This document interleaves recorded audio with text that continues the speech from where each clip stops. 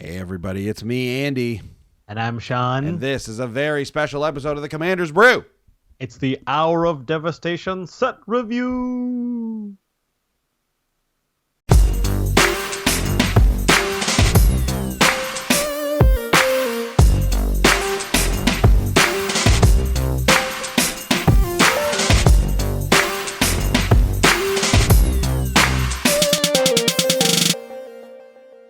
Hello everybody and welcome back to the Commander's Brew Hour of Devastation set review. Oh, this is a bonus episode. Normally, on a regularly scheduled episode, we would do a budget deck for $50 or less, no card over $5. But this time, it's spoiler season, so we're going to approach the Hour of Devastation set from a Commander perspective and talk about the highlights that are important for that.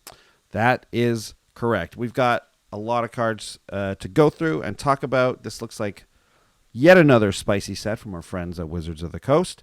But before we do that, we just want to let everyone know that if you're listening to this, you still have some time to get into our July 9th huge giveaway Twitch stream that's coming up Sunday, July 9th. Yep, 3 p.m. Eastern Standard Time. We're going to give away a bunch of stuff. This is to reward our Patreons. We do have a Patreon. If you want to support the show that way, that's a great way to do that. Patreon.com/commandersbrew. But you can also just listen and recommend us to friends. That is a great way also to support us. That's an equally good way to support us if you want to do that. That's perfect. We also have a sponsor here on the show, and they're a store out of Ottawa, Ontario, Canada. And that store is the Wizards Tower. Let's get an ad from them right now. Oh, hello everybody. This may be the last ad you hear from me about Darren's Engraving Store on Amonkhet. The old engraving store is coming in on hard times because, well, you know our slogan, get any message you want eternalized on something. Well, people don't like the idea of eternalizing lately, as I'm sure you can imagine, and we just sank most of our money into flyers and t-shirts and mouse pads, and we engraved a bench on a park. It costs a lot of money to put something on a bench, even if you're an engraving store, because you gotta buy the rights for it. Nonetheless, I mean, cost aside, that bench is straight up destroyed, so we don't even have anything to show for it, but we can't put Eternalize on things because nobody likes the fact that it also means turn into a huge zombie to destroy everything. So we're going out of business, but I want to use this last airtime that we've pre-purchased to talk about another local business that's doing great. It's the Wizards Tower, wizardtower.com. It's a great place to buy your Magic singles. And you know they can give you free shipping if you order $15 in singles or more in Canada, $10 or more in the US. What a great deal. And I'm going to recommend you use coupon code Tower of Brews. Don't bother using a coupon code at my engraving shop because we had to close the website. No more hosting. So that's that. And you'll also get 3% kickback on your next order, both at my engraving shop and at the Wizards Tower, just in case you want to engrave something. Anyway, real sad time for mail, real sad time for Amonkhet. Great time to play Magic, though. Great time for Magic singles. Okay, now back to whatever we've preempted for this ad. I don't even care anymore. All right. Yep. Okay. Cool.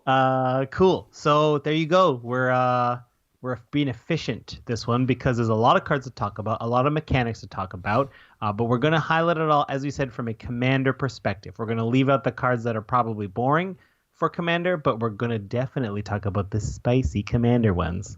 That is correct. Well, let's just dive right in. The way we do these, just in case you're listening and wanting to find specific things, we'll go through the mechanics first, then we'll hit up the eligible commanders, so the legendary creatures, and then we start going from colorless and then in Wooburg order, ending with multicolored creatures, lands, and then we got a little special section for planeswalkers. So yeah, there you go.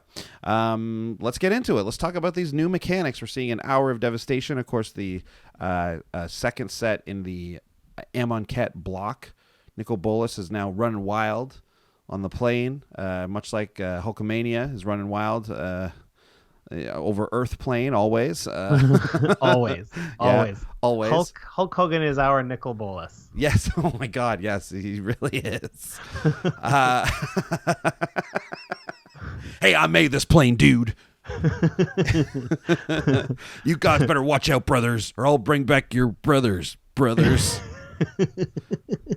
is the hour of devastation, man. Yeah. One thing I love, I will say this. Listen, say what you will about Hulk Hogan. He's been in some weird stuff going on with him lately. But as I remember him from our childhood, he's such a funny creature because he says, like, we all know him for saying brother, but you always underestimate how much Hulk Hogan says dude. I don't think of him saying dude. Oh, he says dude all the time now. And now watch, when you watch like an interview with him or something, you're going to notice it too, and it's going to be funny. He also says man quite a bit, which I also like. So anyways, enough about the Hulkster. Okay. So some of the new mechanics in the Hulk Hogan of Amonkhet's plane and how they work in Commander. So the big new one is Eternalize. This is kind of similar to Embalm, but like bigger. It happens on a bunch of creatures. Here's one. It's called Dream Stealer. 2 and a black, human wizard, 1/2 with menace, a little bit of evasion. Whenever Dream Stealer deals combat damage to a player, that player discards that many cards. And here's where Eternalize comes in. So for 4 black, that's going to be a different cost on whatever. Exile the card from your graveyard. Create a token that's a copy of it, except it's always a 4/4 black zombie, whatever the type is. And it's got all the same stuff. So you can only Eternalize as a sorcery. But this guy obviously now has menace and makes a player discard 4 cards when they get hit by them. It's only on a few cards, and those cards have to be awesome to want to be in a commander deck. So overall, I mean, if there was a card that gave anything Eternalized, that would be good. But just generally speaking, I think it's not really a thing we're going to brew around. Yeah. So did we get a card? No, we did not get a card that gave everything Embalm, right? Embalm? No, we did not. No, and we didn't, and we're not getting one that gives everything Eternalized. Like, I would love... Well, we sort of are in one of the gods. Yeah, that's true. You know what? You're right. We are, Scarab God. Except that's not called Eternalized, and it's not restricted to sorcery speed. But yes, and that's actually, I think, is great. That's fine. So we'll talk about that when we get to them. Or if you've already listened to episode 102, you've already heard us talk at length about the Scarab God, because that's the god we brewed around for that one. And turns out, the Scarab God, I think, is a great commander. There's so much you can do with that guy. Anyways, we'll talk about it when we get to him in this episode. Anyways, I was just going to say, we still kind of miss some things you can do with him. Anyways, we'll talk about them when we get there. So Eternalize, probably not going to really throw it in. Yeah, no, I would say no. Next, we have Afflict. Afflict is it's an attacking mechanic, and we can see it on a creature like Wildfire Eternal here, which is 3 and a red. It's a 1/4 zombie jackal cleric. It has Afflict 4, and what Afflict is whenever this creature becomes blocked, defending player loses 4 life. So obviously Afflict's going to have a number every time, and that's how much you'll lose. So it's going to get its damage through in, not damage, though. It'll be in life loss. So that's relevant, because there's some things where damage is what you want to do, especially in colors like red and I guess maybe just red, sometimes in white. Anyways, so for example, Wildfire Eternal, whenever he attacks and isn't blocked, you may cast an instant or sorcery card from your hand without paying its mana cost. So obviously this entices your opponent to make a tough decision. Either they're going to have to block and take 4, or just let you get it in and cast them for free. So this one, we picked this one as a representative of the Afflict creatures, because this is certainly the most commander relevant, and you might put this in a deck, but I think in commander you're probably just going to block every time you see, especially this creature or any Afflict creature. I don't think Afflict is going to be that big. Like, maybe they could have made it where it dealt damage, and then you could use it with like an infect spell or something like that. I don't know, but that would have too big of an effect on like modern or some stuff, I bet. So much like Eternalize, I don't think there's like enough support for it, and I just don't even think it's that relevant. Yeah, our life totals start so high, like taking a little extra damage isn't a thing. The only thing that Afflict gives us from a design point of view is they're going to put some sort of thing that happens when you don't block. So it wants you to choose either block or don't block. Something happens. So the fact that it has Afflict kind of is irrelevant. The only interesting thing is that they gave us that free instant or sorcery thing. So if I've got unblockability, yeah, man, give this guy unblockability and cast free instants and sorceries every combat step. That's awesome. That's cool. Yeah. But that's the only thing we care about, not really the Afflict. That's just sort of a side effect of Afflict. Yeah, like you might run this guy in something like an Epic Experiment deck that we have now been talking about forever. But you wouldn't actually, because it's just not even a big enough effect for those really good, like big flashy sorceries and good instants and stuff. So. Like the decision to block or not is largely irrelevant in our format. You would just be hoping to get it through someone who has no blockers, basically. Yep. Cool. All right. The other thing that kind of comes up is that some cards care about deserts, which is that's not new, it's a land type. Some lands have the type desert on them. It's not a basic type, so you can't tutor it for basics. But there's really only one super interesting one, and that's Scavenger Grounds. This is a desert that taps for generic, or you can pay 2 and tap, sacrifice a desert. So if you had more than one, you don't have to sacrifice this one, but you probably only have this one. Exile all cards from all graveyards. Great. There you go. We like that ability from time to time. Yep. And it's colorless. It goes in any deck. That's great. Well, I think this will find it home in lots of decks.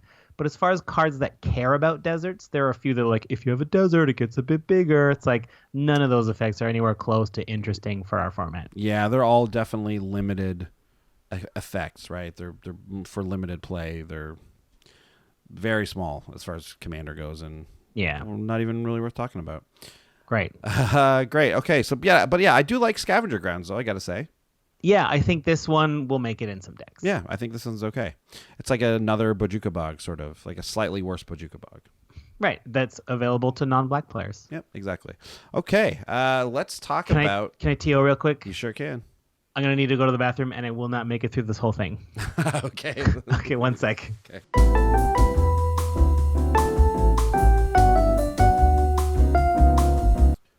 Okay, so next up we got the Commanders, the legendary creatures in this set, and we got a good amount here. Yeah, this is the juiciest part of any new set for us. Like, who can we brew a deck around? That's right, and this is a small set. I'm actually pretty surprised and pleased with the amount of legendary creatures we get here. I mean, 4 of them are monocolored, but still, they're pretty good. Unless you like green, there is no green in any of these legendaries. I love green. Why is there not even one? Not a single speck of green in any of these commanders. Oh, and our card for the hour cycle too is like, that's not a green card. Yeah, it's like a red, blue. Anyways, we'll talk about it later. Anyways, okay, let's get into this. Let's get into this. Okay. Who's up first? Our first commander, our first legendary creature is Unesh Cryo Sphinx Sovereign. You'll probably recognize this one from being spoiled over at the Command Zone podcast. Unesh Cryo Sphinx Sovereign is 4 blue for legendary Sphinx. It's a 4/4. It has flying. So far, everything seems very Sphinx-like. Sphinx spells you cast cost 2 less to cast, 2 generic. That screams Commander. Yeah. Because are there even any other Sphinxes in this set? There is in Amon Ket. I'm gonna look up in Hour. Okay, so obviously this says Sphinx Tribal, there's one other. There's one other. Wow, that's okay. Ominous Sphinx. Ooh, okay. Obviously this says Sphinx Tribal. That's really awesome. It's kind of curious that it's in mono blue, but I guess they didn't want to make another multicolored legendary creature aside from the gods. But anyways, it also says, whenever Unesh Cryo Sphinx Sovereign or another Sphinx enters the battlefield under your control, reveal the top 4 cards of your library. An opponent separates those cards into 2 piles. Put 1 pile into your hand and the other into your graveyard. So it's like a slightly smaller Fact or Fiction. Yeah. Instead of so Fact or Fiction, you can reliably get 3 cards every time, but here you're always going to get 2 probably. Yeah, exactly. If any of you are familiar with the Sphinx of Uthun, that is one of my favorite Magic cards. It's a 7 mana, like 5/6, I think, Sphinx or a 5/5. Look it up. I can also bring it up for the listener or the viewers on 5/6. YouTube. Yeah, 5/6 flying Sphinx that enters and does a Fact of Fiction. So like this is obviously very similar, and I would imagine kind of inspired by that card. The fact that it grants it to all Sphinxes though is great, which just makes me really love Sphinx Tribal now. I really like it a lot. My dream is to have Unesh out and then resolve a Sphinx of Uthun and like double Fact or Fiction. Yeah, a 5 and then a 4. Yeah. Yeah, that would be really good. I really do wish, though, it wasn't mono blue. I know, because Sphinxes are like, I guess maybe, is it just Alara where they had Esper Sphinxes? Well, Esper Sphinxes are like Sharoom and things like that, yes. But we also have a lot of white-blue Sphinxes. We got Meadowmine, we have Isperia from Ravnica. That's right, yeah. And is there and you know, like technically Arjun is a red-blue Sphinx, so that one, I don't know. Yeah. Like I guess I feel like I like Sphinx Tribal, but I think I would prefer to do like a Meadowmine and then get white in there.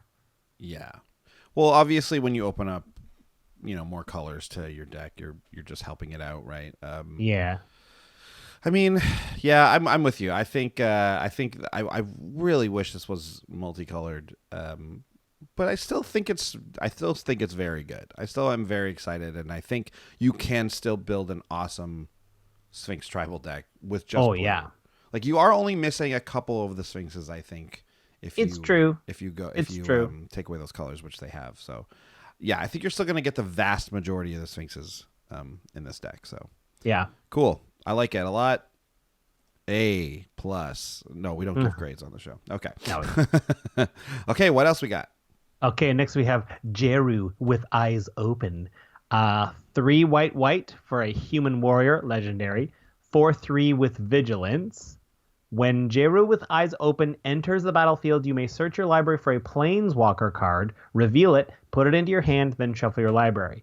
If a source would deal damage to a Planeswalker you control, prevent 1 of that damage. So he protects Planeswalkers and he tutors up a Planeswalker. Right. Now, as a commander, again, we're really rocked by the mono white thing because all we got is Gideon's, Elspeth's, a couple of Ajani's and a Nahiri. Yeah, that's right. Yes. That's all we got. That's all we got. And so within those, you're pretty much only going to be making a bunch of tokens or giving creatures vigilance and lifelink and stuff. I will say, yeah, that the mono white Planeswalkers interact very well with tokens. Obviously, it's mono white. So yeah, that would be okay. But obviously, I think this card is does a lot more work in the 99 of a oh my gosh Super Friends deck, or just a deck where you have a couple of good Planeswalkers. Obviously, this is a tutor and a repeatable one if you've got an ETB effect. So like that, there you go. This also goes into an ETB deck, right? Yeah. For sure. Some Planeswalkers that way. So excellent of the 99. Excellent in the 99. Not a fantastic commander, I would say. No. Yeah. Mono white Super Friends. You can't even have many of them out at the same time. No, there are 4. Unless, I mean, they say they're getting away from the Gatewatch and we'll get more, characters as Planeswalkers in the future. So, like, that should only improve. But right now, it's pretty thin. It's true. And, like, is Gideon even that good in Commander? Any of him? The only Gideon I like in Commander is, I think it's called Gideon Jura, the one that you can make creatures on a team attack the Planeswalker, so he can kind of like take the heat for a turn off of somebody.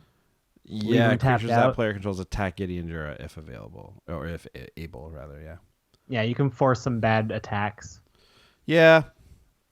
Yeah, and like that's a kind of a small effect, anyways. But at any rate, Giroux with Eyes Open, good card, but not a great commander. Right. After Giroux, we have Neheb the Eternal, 3 red. This is the smallest text I've ever seen in in a text, like a creature in a type box. Legendary creature, zombie, minotaur, warrior. That's a lot. It has afflict 3, which we said earlier. Afflict is not going to be super relevant. It's a 4/6, which is good stats for a 5-mana creature, obviously. At the beginning of your post-combat main phase, add red to your mana pool for each 1 life your opponents have lost this turn. So specific wording on that. It's not necessarily damage, although obviously damage causes a loss of life, so that's still good. But if you attack with Neheb, and if it's blocked, you're going to get that afflict trigger. That's 3 red mana for your next main phase, and then if he hits, it's 4 red mana. So this card, while like on the surface kind of just like, oh, I get to like cast something kind of small for free or whatever. But like mono red, as far as mono red commanders go, I'm very excited about Neheb. I think this is a new route for red, which is probably the weakest color in Commander, to go down. Now all of a sudden you've got this crazy mono red ramp deck that you can do that involves fireballs that pay off in fireballs. Like, wow, that's exciting. Yeah. I think he's a fun new commander. I think we can do some neat things for it. We might do an episode on him in the near future. Oh, might we? We might. I also think might. Yes, we will. I think this guy also, like, what an awesome backup to like something just in certain 99s that want to be combat based. I mean, we're all rag on Boros, but like Boros would love something like this, right? Oh my God, Boros loves to have the Eternal. I bet little Rakdos probably loves this guy too. Also, something interesting is this maybe the first mono red zombie? Ooh, I'm gonna look it up. Right, like that's kind of interesting. So the thing I like about this, also flavor wise, is that it's Neheb who's kind of been eternalized, right? Like he's Neheb the Eternal. Now, obviously, he's not a 4/4, but he's a zombie in addition to his other types. And I know this is a mono red card, but look at him. He's black. Like that's a black creature there, right? Yeah. His armor is like all black. I looked it up. Stuff. There are 4 mono black or 5 mono red zombies. Oh. But only one of them is not from Hour of Devastation. Oh. The only one that's not from Hour of Devastation is Slavering Nulls, but Slavering Nulls wants you to control a swamp, so it's sort of Rakdos. Slavering Nulls, yeah. Interesting. Goblin zombie. Okay, cool. Anyways, Neheb I think is very good. I like this route for red to like pay off damage in mana. I think that's really neat. Not outside. It doesn't seem like this is breaking their color pie either, right? Like nope. It's temporary ramp. Yep. Right? That's perfect for red. That's what red's all about. So I think this is great. And I think we'll see next week. I think there's going to be a fun deck popping up around this. Yeah. Okay, cool. Okay, next is the mono black legendary Razzaq the Foul-Blooded. 5 black, total of 8. Legendary demon. It's an 8/8 flying trample. Here we go. Pay 2 life, sacrifice another creature. Search your library for a card and put that card into your hand, then shuffle your library. So Vorthos wise, this is one of Liliana's like demon like contractors, right? Like this is one of the right? But not like he does odd jobs for her. Yeah, like if not she in needs, that sense. Like, yeah. She's too busy raising a zombie army. She doesn't have time to fix the sink. Yeah, so exactly. She calls a Razzaq. Yeah. Like, hey, I need a shed built. Razzaq, can you please help me? Well, I can only flood rivers with blood. Well, that's fine too. That'll work. Okay. We'll do the shed next week. Yeah. Shed next week, though. So this guy is insane. I honestly, the big discussion around this guy is whether or not he's going to get banned. The most popular opinion seems that he's not going to get banned, but I don't see it. He is able to tutor for 0 mana, so that seems to me too easily breakable. Yeah, and like you look at it and you're like, okay, well, it's 8 mana and you need 3 of which needs to be black. Well, first of all, he's a mono black creature, so if this guy's your commander, you're gonna have that. And like, don't forget, black ramps very easily in our format, especially, right? Like, yep, artifact ramp plus things that double swamps, Urborg. Crypt Ghast, Urborg, Cabal Coffers, those types of things, you're going to be able to get Razzaq out pretty early. And if you can't, and if you still just get him out on time, you're going to be able to get a few things around him, a couple creatures. You're going to be able to then go get your Cabal Coffers, your Crypt Ghast, whatever. And then you're going to be able to start getting other things and just, I feel like for those cutthroat metas, I think Razzaq is going to be, is he better than Mikaeus? Is he going to be better than Mikaeus? I don't know. I feel like maybe a lot of people are going to switch over to this and just, I don't know, tutor it up. I don't know. Maybe not. Maybe those decks are already so consistent that they don't need the commander to come down on turn 4 to do it. Maybe they do it off turn 1, 2, or 3. Anyways, I don't know. I feel like it's like we're not going to experience what would make this ban worthy, like you and I, Sean. No, we will not. Our meta is not as cutthroat as that. So I feel like if anyone makes a Razzaq deck that we know, it's going to be just pretty fun and cool and probably like, I don't know, just demon based with lots of killing stuff. I don't know. Oh boy. But that being said, like I think I think they're going to have a little bit of a watch on this card. Like, man, I don't know, man. It's just the fact that it costs essentially nothing, right? Like, sure, you got to sacrifice a creature. Sure, you got to pay 2 life. We start with 40. Like, I think it's nothing. Yeah. If you really want to, you can jam this out on turn like 5 or something. And that's kind of a conservative guess. But if you jam this out on turn 5 and then just start getting the things you need to win the game, like that's not. Right. Fun. Like most instant speed tutors want to put the tutor on top of your library because it's too powerful to instant speed put something into your hand. Yeah. And then most ones that go right to your hand want to be sorcery. This is like combines the best of both of those, right? It's Vampiric Tutor, the best half of Vampiric Tutor plus the best half of Demonic Tutor. With a very small downside. Yeah, right?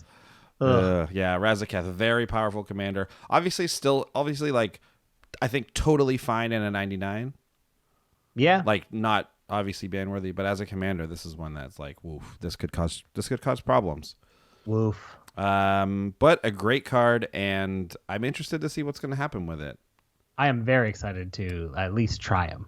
Okay, so that's the mono-colored legendary creatures. Some very spicy things in there. We got a tribal commander. We got like a new thing for red. We got 2 tutoring commanders. One obviously more powerful than the other, but yeah. Now let's get to the multicolored and like the sort of cycle of these guys, which is the Nicol Bolas colors, the Grixis cycle. First, we'll start off with the Scarab God. He's 3 blue and a black for a legendary creature, God. It's a 5/5. At the beginning of your upkeep, each opponent loses X life, and you scry X, where X is the number of zombies you control. Then you can pay 2 blue-black, exile target creature card from a graveyard, create a token that's a copy of it, except it's a 4/4 black zombie. So this is what we were talking about earlier, where it kind of eternalizes any creature card in your graveyard. And then we got, when the Scarab God dies, return it to its owner's hand at the beginning of the next end step. That bit of text is on all 3 of these gods. And and as again we talked about during the Scarab God episode, that replaces the indestructibility that gods would usually have, because they kind of, and I guess flavor wise they like disappeared for a while and then they came back and stuff, right? Yeah. So, and then functionally, we went pretty deep on this particular commander on episode 102. Mm-hmm. So you can give that a listen if you want a deeper analysis of this Scarab God. But for now, we'll just say that this guy is super awesome. You're going to want to go zombie tribal, or for our episode, not zombie tribal, and focus on the Eternalize part.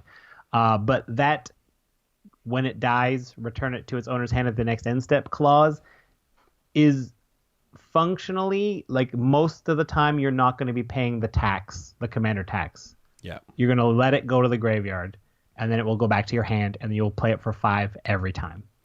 Yeah, which is very strong. Mm-hmm. Very, very strong. Yeah. This guy's tough to deal with. No question about it. No question. And yeah, like other ways you can go with this commander, just a straight up ETB type thing, like with your graveyard. Obviously, a lot of self mill could be good, but you can eternalize. Again, quotes, because it's not technically called Eternalize, but because it's better than Eternalize. Yeah, because it's better because you can also do it from other people's graveyards. Yeah, and at instant speed. It's really this is There's also the thing of like this is a great reanimator creature because obviously you get the little bit of a downside where like if you reanimate like a 10/10, it's only a 4/4 now, but you get it's an ETB reanimator and it hits anyone, but also it takes that creature away from that player. So this is a road we didn't go down. In fact, we discovered it on the show, is that it could hit other people's graveyards. So you not only can like hate on graveyards, but also get so much benefit from them. So this one is my favorite of the gods. It's designed to be in such a way that like it tells you one thing to do. It's like, okay, go zombie tribal, go nuts, and then you'll just like that's a very, very powerful version of the deck. But there are these other little roads you can go down. You can do a self mill thing, you can do an everyone mill thing, reanimator, ETB, whatever, right? Like they're all kind of slight variations on each other, but it's a lot of space to move with and to brew with this guy. So I'm a big fan. I'm a big fan. Yeah, me too. Huge. My favorite of the three. Yeah, for sure. Next up is the Rakdos one, the Scorpion God, 3 black red god, 6/5. Whenever a creature with a -1/-1 counter on it dies, draw a card, and then 1 black red, put a -1/-1 counter on another target creature. And it has the same clause about dying and going back to your hand during the end step. So, I mean, the Scarab God just gets stuff for free, right? Zombies are out, you do stuff. I mean, I guess the Scorpion God's free thing is whenever a creature with a -1/-1 counter on it dies, draw a card. But that is way less likely to happen accidentally. You're going to have to jump through quite a few hoops to make that work. One of those hoops is paying 1 black red to put a -1/-1 counter on a creature and then having it die. So you can, at instant speed, put it on a creature who's like destined to die, like in combat. That's fine. You'll draw a card out of it. And I mean, Rakdos loves the card draw. Like that's fine. I'll take that. It's just after reading the Scarab God, it just seems so much less spicy. It's nice that there is a new, different route for black red. Like I don't think black red was really so big on -1/-1 counters before. Maybe it was. I don't know. But it seems like that's cool. But they just did green black. They just made Hapatra, which is like an even like kind of better, right? Like is Hapatra's kind of better, maybe, right? Like the thing I will say about the Scorpion God, I like that it puts 1/1 counters on target creatures. Like it just does that. So like if you wanted to do a weird proliferate thing with red black, even though those aren't really the proliferate colors. No. Yeah, it's interesting. You're limited to like the 2 contagions, like the clasp and the engine, right? Or maybe like Throne of Geth lets you sack an artifact to proliferate. So maybe you also go artifact based with this. I don't know. Red black artifacts, yeah. So like all this being said, I am kind of interested to see the deck that the Scorpion God creates around itself. I think people are going to, just pull some corner cards and see if they're any good with it. I think it's still a good commander, I think. Yeah, it's a fine Rakdos commander. Yeah. And even if it's just a Rakdos commander that you want to just get some card draw out of, right? I still think that's fine. You have to pay 3 to do it, but it just has this other clause of you can also kill people with it, right? You can also just die. Yes, that's what I mean. Like, so you can do that thing where like, oh, it's about to die, so quickly toss a 1/1 counter on it. Yeah, you can't just end of step draw a few cards. No, you can't. I mean, no, you can't really, unless there's a token player out there who has no. Yeah, that's true. That's true. Anyways, Scorpion God, I think it's a fine commander. Obviously, not as good as the Scarab God, but whatever. Not terrible. Yeah. The third in this little mini cycle is the Locust God. And the Locust God is 4 blue-red for a legendary god, 4/4, flying. Whenever you draw a card, create a 1/1 blue and red insect creature token with flying and haste. Then it says 2 blue, red, draw a card, then discard a card, so you get the loot. And then it has the when it dies, return to your hand thing. What do you think about this one? I'm interested. The theme that the gods have is a free thing, right? Scarab is that drain and scry. You get to draw cards off the Rakdos one, but the Locust God, you just get free. I mean, this is really the Thopter commander, right? Like, we're going to imagine this is the Thopter commander. Yeah. But instead of artifact Thopters, they're 1/1 blue and red insects. That's okay, though. No hard feelings, Locust God. It doesn't God. care at all about artifacts, also. No, like, no. Oh, but man. it feels like it. I keep wanting to call them Thopters. But yeah, like, you're going to draw a bunch of cards in red and blue, and the fact that they all have haste means you can do a lot of damage out of nowhere, and this will eventually overwhelm. Like, if it's not checked, you'll just keep drawing, you'll keep creating insects, and like that becomes like a swarm of locusts, a formidable swarm. At first, I thought this card was too like tuned for Commander. Like, it's got such an obvious... Like, it's basically just, Niv Mizzet, but not quite as good. Right? Like, it's a flying thing that when you draw cards, it would deal damage. It's kind of does it, but, like, it does it in tokens, right, with haste. Yeah. Niv Mizzet can just send it anywhere. So it's just not as good in Niv Mizzet. So my thing is, like, okay, if I'm going to build this deck, I'm probably just going to build... Like, Niv Mizzet's just slightly better, so, like, why not build that instead? And then if you're gonna, and then like obviously Locust God goes in every Niv Mizzet deck. Oh, so, yeah. I don't know. Like, as far as from Commander goes, this didn't and doesn't really excite me that much. Whereas, like, you could kind of say some of the same things for the Scarab God. You might be like, oh, zombie tribal, like, you obviously just have to do that, right? Locust God, you have to create a deck where you just draw a million cards. But I think the Scarab God has more room, has like different options. Locust God seems a bit linear to me. It does. I feel like the best move is to go Grixis and combine the Scarab or the Scorpion God and the Locust God, because you can put those -1/-1s on one insect and just get a draw that way. Insect, yes. Right, and then that lets you draw a card and replace your insect. That would be cool. I mean, they're too powerful to give them to like maybe make them have partner or something. But yeah, no way. Yeah, it's too powerful. But like, man, that's cool. That's the thing, right? Yeah. Like the thing that I'm getting so excited about for them is just off, right? Like the Sphinx God or the Sphinx tribal, I just wanted to add white. Giroux, I just wanted another color, right? The Locust, I guess I just want other colors in all of these. I guess I don't want to build an Izzet deck around the Locust God. Like, I think if you built an Izzet deck around the Locust God, it's going to be good. Much like I think Niv Mizzet. I built a Niv Mizzet because I had a bunch of cards lying around, and then it turns out it's one of my favorite decks now. Well, so I don't know how that happened, but like it just did. So I think if that can happen with that deck, I think Locust God is going to be... It's going to be the same deck, so I think it's going to be basically pretty good and pretty fun. Yeah, but with Niv Mizzet, you get to do that damage at instant speed. Like the Locust God, it's like you only get to do the damage during your combat step. So hopefully they don't have if they have propaganda out, you're never touching them. There's obviously things you can do that are different in these colors, though, with tokens, which we don't usually do a lot with. So like, whenever we're talking about tokens, we talk about Overrun, we talk about sacrificing them or whatever.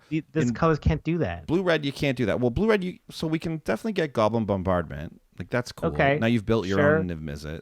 Perforos, great. Perforos is going to be great with this. I think but what do you do? Mass Polymorph is kind of a crazy idea to do with this. Yeah. You know so what? There's some things you can do. There's a little bit more space, but... But what do you do against that player who has Ghostly Prison out? Of course, yeah, of course. Like, we're going to bounce it for one turn? That's the bane of any... And here's the other thing. I mean, I kind of, and in the end, feel the same way about this guy as I do about the Scorpion God, where it's like, oh, okay, cool. Like, there'll be some neat decks around this, but like, it doesn't excite me a lot, really. Whereas Agreed. like Scarab God excites me, Neheb excites me, Unesh even kind of does too. But why couldn't they just make Locust God 2 blue-red draw a card? I guess they needed the discard because that's kind of the red side of it. That's why it is. That's for sure why it is. But that's an expensive loot. Yeah, that's a very expensive loot. So like maybe they're trying to be like, hey, maybe you can also use your graveyard. I don't know. Use that as an upside, which but it's still, even then, it's like, well, I'm going to barely use that ability ever. Yeah, it's blue too does expensive. not need a mana sink. No, Blue's got mana sinks in the form of draw instant speeds and stuff like that. Like, you're not going to end with 4 unused mana. I guess for 4, you get to loot, and you get a 1/1. Yeah, in an emergency, if you're like, I need a 1/1. It's not bad, obviously, right? Like, there's nothing bad about this card. It's just it's a very powerful card, but yes, like maybe it's a good reminder when we're looking at these as commanders. Like, you try to imagine what's the deck you might want to do with them, and sometimes that deck runs really close to an existing deck, but that other deck has just a commander that's better suited for it. So it's hard. Like, the Locust God is going to take a back seat to Niv Mizzet in that brew. Absolutely, it is. Yeah, I think I don't want to spend too long on this guy, but like, I'm having a hard time like expressing that I like the fact that they did these. I like the attempt at them, but I think this is one of the sort of downsides you get when you like try and design some stuff for Commander. I'm not against designing stuff for Commander. I think that's a good thing. But then like you get this where it's just like, this is just a copy of something we already have. Basically, it's very slightly different.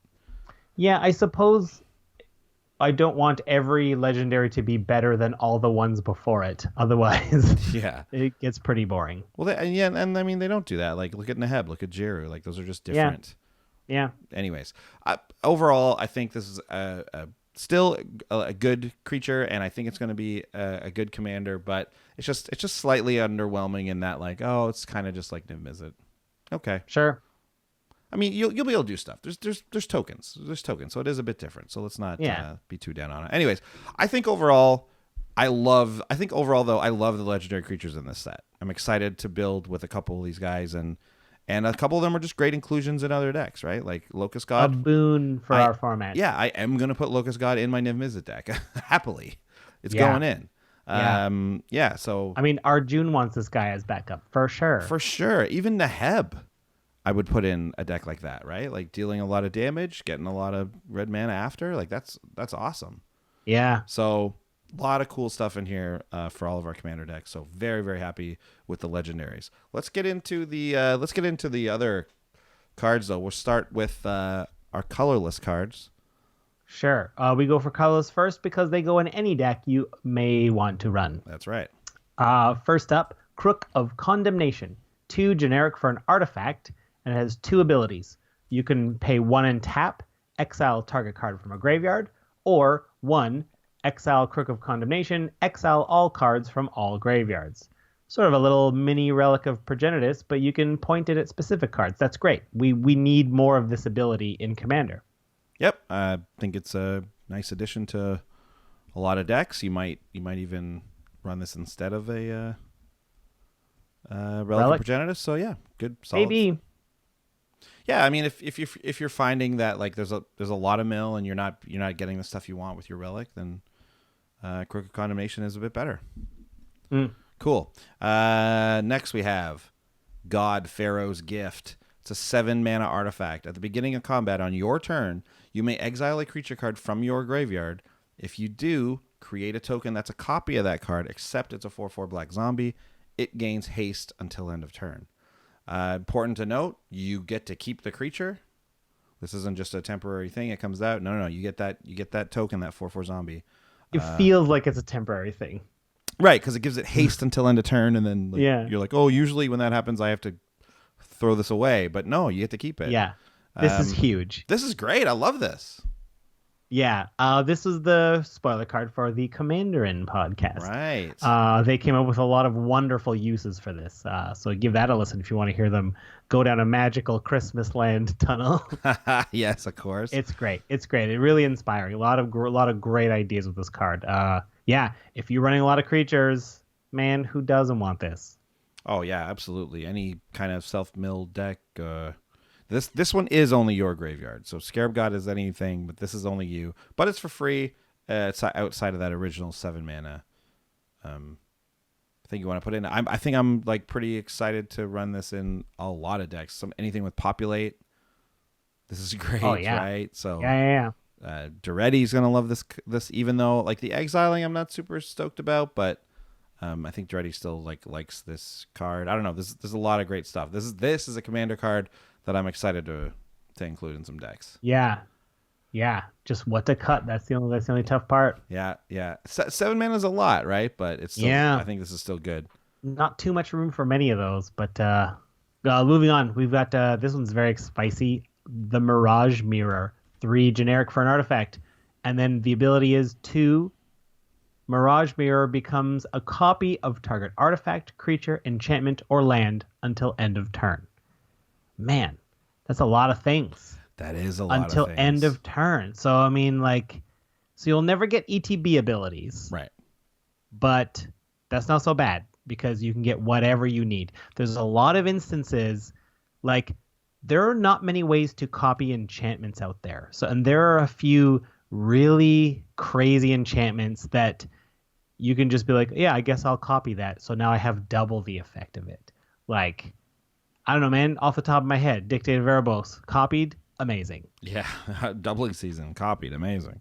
Sure. Doubling season, copy doubling season, get out of here. Or like a Beastmaster Ascension before you do a big tokeny attack or something like that. Wow. Yep.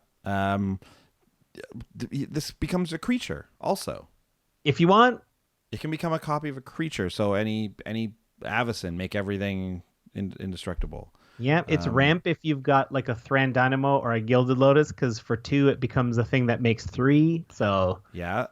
Also, don't forget it becomes a land. Also, this can become a Maze of Ith. This can become a Dark Depths with no counters on it. Yes, it can. Ooh, brother, we don't talk about that kind of stuff very much on our podcast, but here, of course, we don't need to worry about budget stuff. So we ran into quite a few Dark Depths at the old GP Vegas. Quite a few. And I can only imagine those guys are going to be very stoked to run a Mirage Mirror in those decks. Absolutely. Yeah, and I mean, listen, if you have it in your meta, you don't own it. Maybe you don't own one yourself, but I mean, if you see it, Mirage Mirror becomes one of theirs also, right? So. Oh yeah, for sure. This is a very cool card. A very 75% card, as we're all aware of that theory. I think this is only as good as the other stuff out on the battlefield. So this is great. Awesome. Love this card. Cool. And I love the art. I just want to say I love the art. It's got Neheb looking into the mirror and then seeing that he gets eternalized. Oh, cool. He's got that blue black armor on, which is cool. That that Nicol Bolas slime. Yeah. Cool. Anyways, all right. Moving on. White cards. Great. I think you're up, Andy. Yes. Angel of Condemnation. 2 white for an angel. It's a 3/3. Has flying and vigilance. For 2 and a white and tap it. Exile another target creature. Return that card to the battlefield under its owner's control at the beginning of the next end step. Great. Yes. Right? We love those. Love that.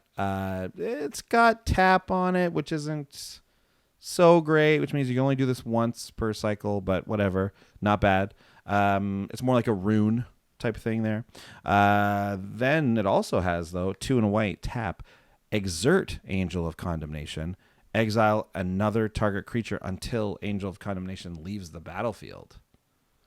Yup. And of course, you remember Exert. I guess Exert is a returning mechanic here, but it's not on very many attacking creatures this time around. It seems to be only on the tapping ones. Yeah, they used it in a really different way. Yeah, which is really cool. So you Exert it. It won't untap next turn. This is great for other commanders because most people will always send them back to the command zone, so you don't have to worry about it dying and them getting them back. That's true. Yeah, that's right. Also, Exert in Commander is interesting. For an attacking thing, it wasn't great. I don't expect to see, and I haven't seen very many Commander decks running the Exert creatures. Maybe the green one that lets you put a creature out, maybe that one is EDH playable. I feel there's room for the one that gives you another combat step as well. Yep, for sure. And probably Glorybringer. And we did talk about these in the Amaket review, but in this context, the where it taps and exerts, I think that's going to be way more useful in Commander because there are a lot of ways to untap things, but also like you wouldn't be attacking or blocking with a lot of these creatures anyways. So that you miss that a lot less. You miss that untap a lot less, I think. Truth. Cool. So yeah, Angel of Condemnation, I think is a fine card. I think it's going to find its way into a lot of good decks. I mean, like I want to run this in my Afara deck probably. Also notable that it has Vigilance, so it's only going to tap when you choose to. You won't have to choose between attacking and blocking. Oh yeah, units, right? So, that's awesome. Yeah, very very good. So I think this is a cool card. I think it's going to find its way into a lot of decks. Cool. Moving on to Crescent Sun Mare. This is a mythic one. This is 3 white for a horse. It's 5/5. Other horses you control have indestructible. At the beginning of each end step, if you gained life this turn, create a 5/5 white horse creature token. So it just makes an indestructible army of 5/5s. Okay, you'll have to remind me. How do you search for creature type on Scryfall? T: horse. Yep. T: horse. There's not that many.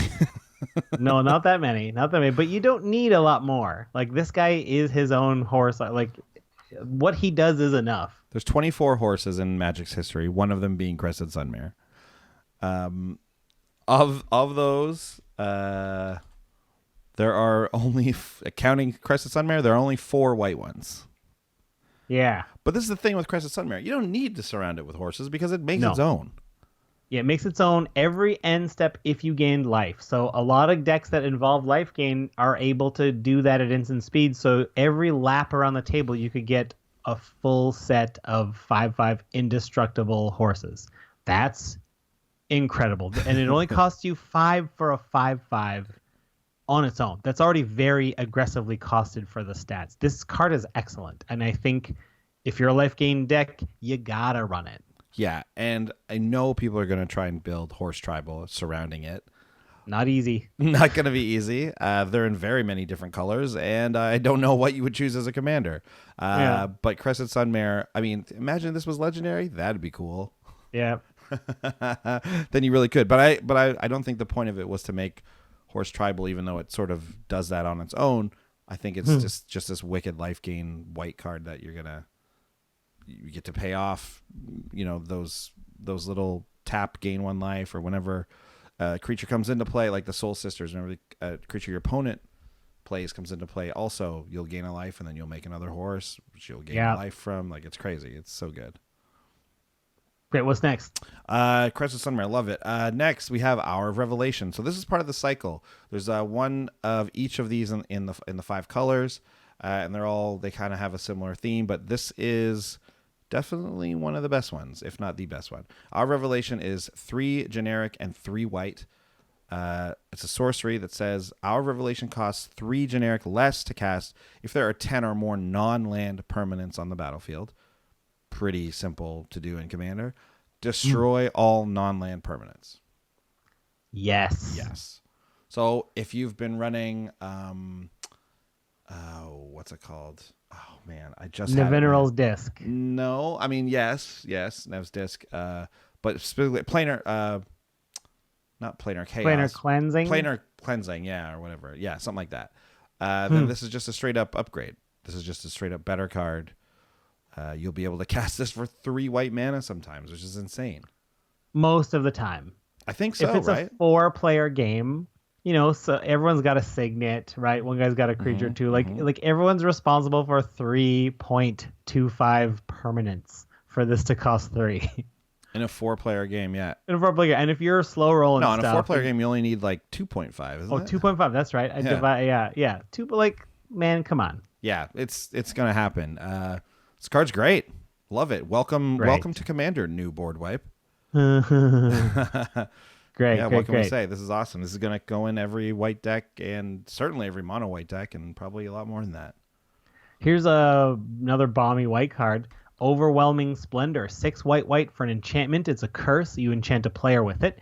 Creatures enchanted player controls lose all abilities and have base power and toughness 1/1.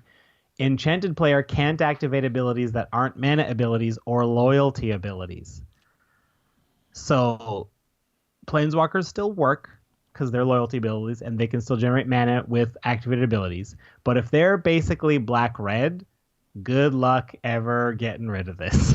Like, you just hose them. Yes. You just hose them. You very much do.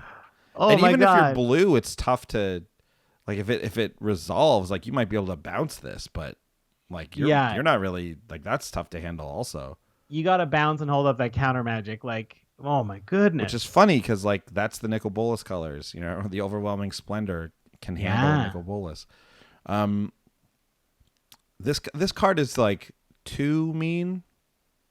Maybe. A bit. Because it's one person. It's only one person, and, like, you just stop them. Like, they can cast... Creatures don't do anything now, and neither do activated abilities, which is, like... So you need to cast instants, sorceries, and enchantments. And planeswalkers. That's true. Planeswalkers, yeah. So, yes, your planeswalkers can still do stuff, I suppose. But I mean, so although you lose the proliferate from Atraxa's Super Friends, but the Super Friends are still super. Yeah, and like this shuts off commanders. Yep, it just shuts off does. commanders completely. That sucks. Aha. So that's where you really mess some people up because a lot of people's decks are built around the commander, and like that might be a way they can deal with stuff that they wouldn't be able to usually. And no, not anymore. Forget it. No. Oof, a true curse. Yeah. Get those you have hexproof cards if you see this coming. Yeah. Strong card. I mean, it costs 8. So like you're going to eat a whole turn playing this to really screw over one person and then have them hate you for the rest of the game. I will hate anyone who casts this on me. I will. I don't usually do the thing where I just go all out after one person. Even though I do get that mad sometimes, I just find myself not doing it, but I'll do that if someone casts this on me.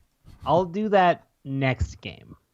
If you put overwhelming Splendor on me, I'm just like, okay, fine. But next game, I'm only coming after you. Yes. And that's a real thing because this card stops someone from playing, essentially. I mean, luckily, maybe they can get rid of it and then it's not a big deal. But if it stops someone for a whole game, which it very well can do, you just created a bad gameplay experience for that person, and they're probably... If they don't like leave, they're coming after you next. So I don't know. I don't know if I don't really like it that much. I mean, I like that it exists, but I'm probably not going to play it very often. Anyways. Yeah. Cool card though. Cool card. Next we have Solemnity. Wait, Solemnity. Yep. Yeah. Right. Yeah, that's how you say it. Mm-hmm. 2 and a white enchantment. Players can't get counters. Counters can't be put on artifacts, creatures, enchantments, or lands. This is a big card. That's a big effect. It's a couple of effects, but it's overall it adds up to one very big effect. So notice it doesn't say planeswalkers, so that's something that's interesting. Oh yeah, it doesn't kill planeswalkers. No, and it wouldn't kill them anyways. It would just not allow any more to go on, right? Once you put this out? Well, no, because they would enter the battlefield and they wouldn't get to have the counters put on them. No, that's what I mean. I mean, like if you had any existing planeswalkers or if you had any existing things with counters on it, this doesn't affect that.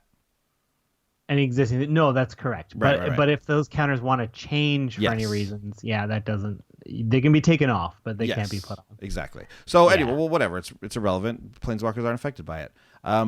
I was thinking, like, obviously, players can't get counters as big, so no more experience counters, no more infect counters. Counters and then, go ahead. In maybe a very huge way, no cumulative upkeep counters. I was going to say, like, I'd thought of these things. I'd thought of, like, charge counters, obviously +1/+1 stuff, things like that. But I didn't think of the one that you included here in the notes, which is... Yeah, cumulative upkeep. So you can really work this in your favor with those old cumulative upkeep cards. Well, and then like what about like Glacial Chasm or something, right? Cumulative upkeep 2 life. So the way it works is you put an age counter on it, but you won't, and then you sacrifice it unless you pay its upkeep cost for each age counter. So it's going to be 0. So normally it's got cumulative upkeep pay 2 life, so it costs you more and more. But the effect is creatures you control can't attack, prevent all damage that would be dealt to you. It's like, well, it's very hard to kill you, and that you don't have to ever pay for this now. So like Like, this stops everything. This is propaganda times 100. They have to kill Solemnity first, and then this thing starts ticking up. But man, the damage has been done. And Mystic Remora. Yes, Mystic Remora. There are some things that that you want the counters on. Yes. So like something like Hibernation's End, which is a card we used to talk about a lot on the show. It has a cumulative upkeep of 1, but it lets you search for a card with a CMC equal to the number of age counters on it. So this one actually wouldn't work with it, which is unfortunate because it's one of my favorite ones. Whew. But Solemnity is it's kind of like Torpor Orb and those types of things where it's a hate card and you really have to build specifically around it. Like, it's not like a graveyard hate which you can just put in any deck. Like, you can't even really put Torpor Orb in any deck because you probably have a lot of ETBs just because that's what the best creatures do. So you'd have to go okay, well, I don't want any ETB effects in my deck, so I'm gonna put or at least very few, and then I'm gonna put a Torpor Orb or something in.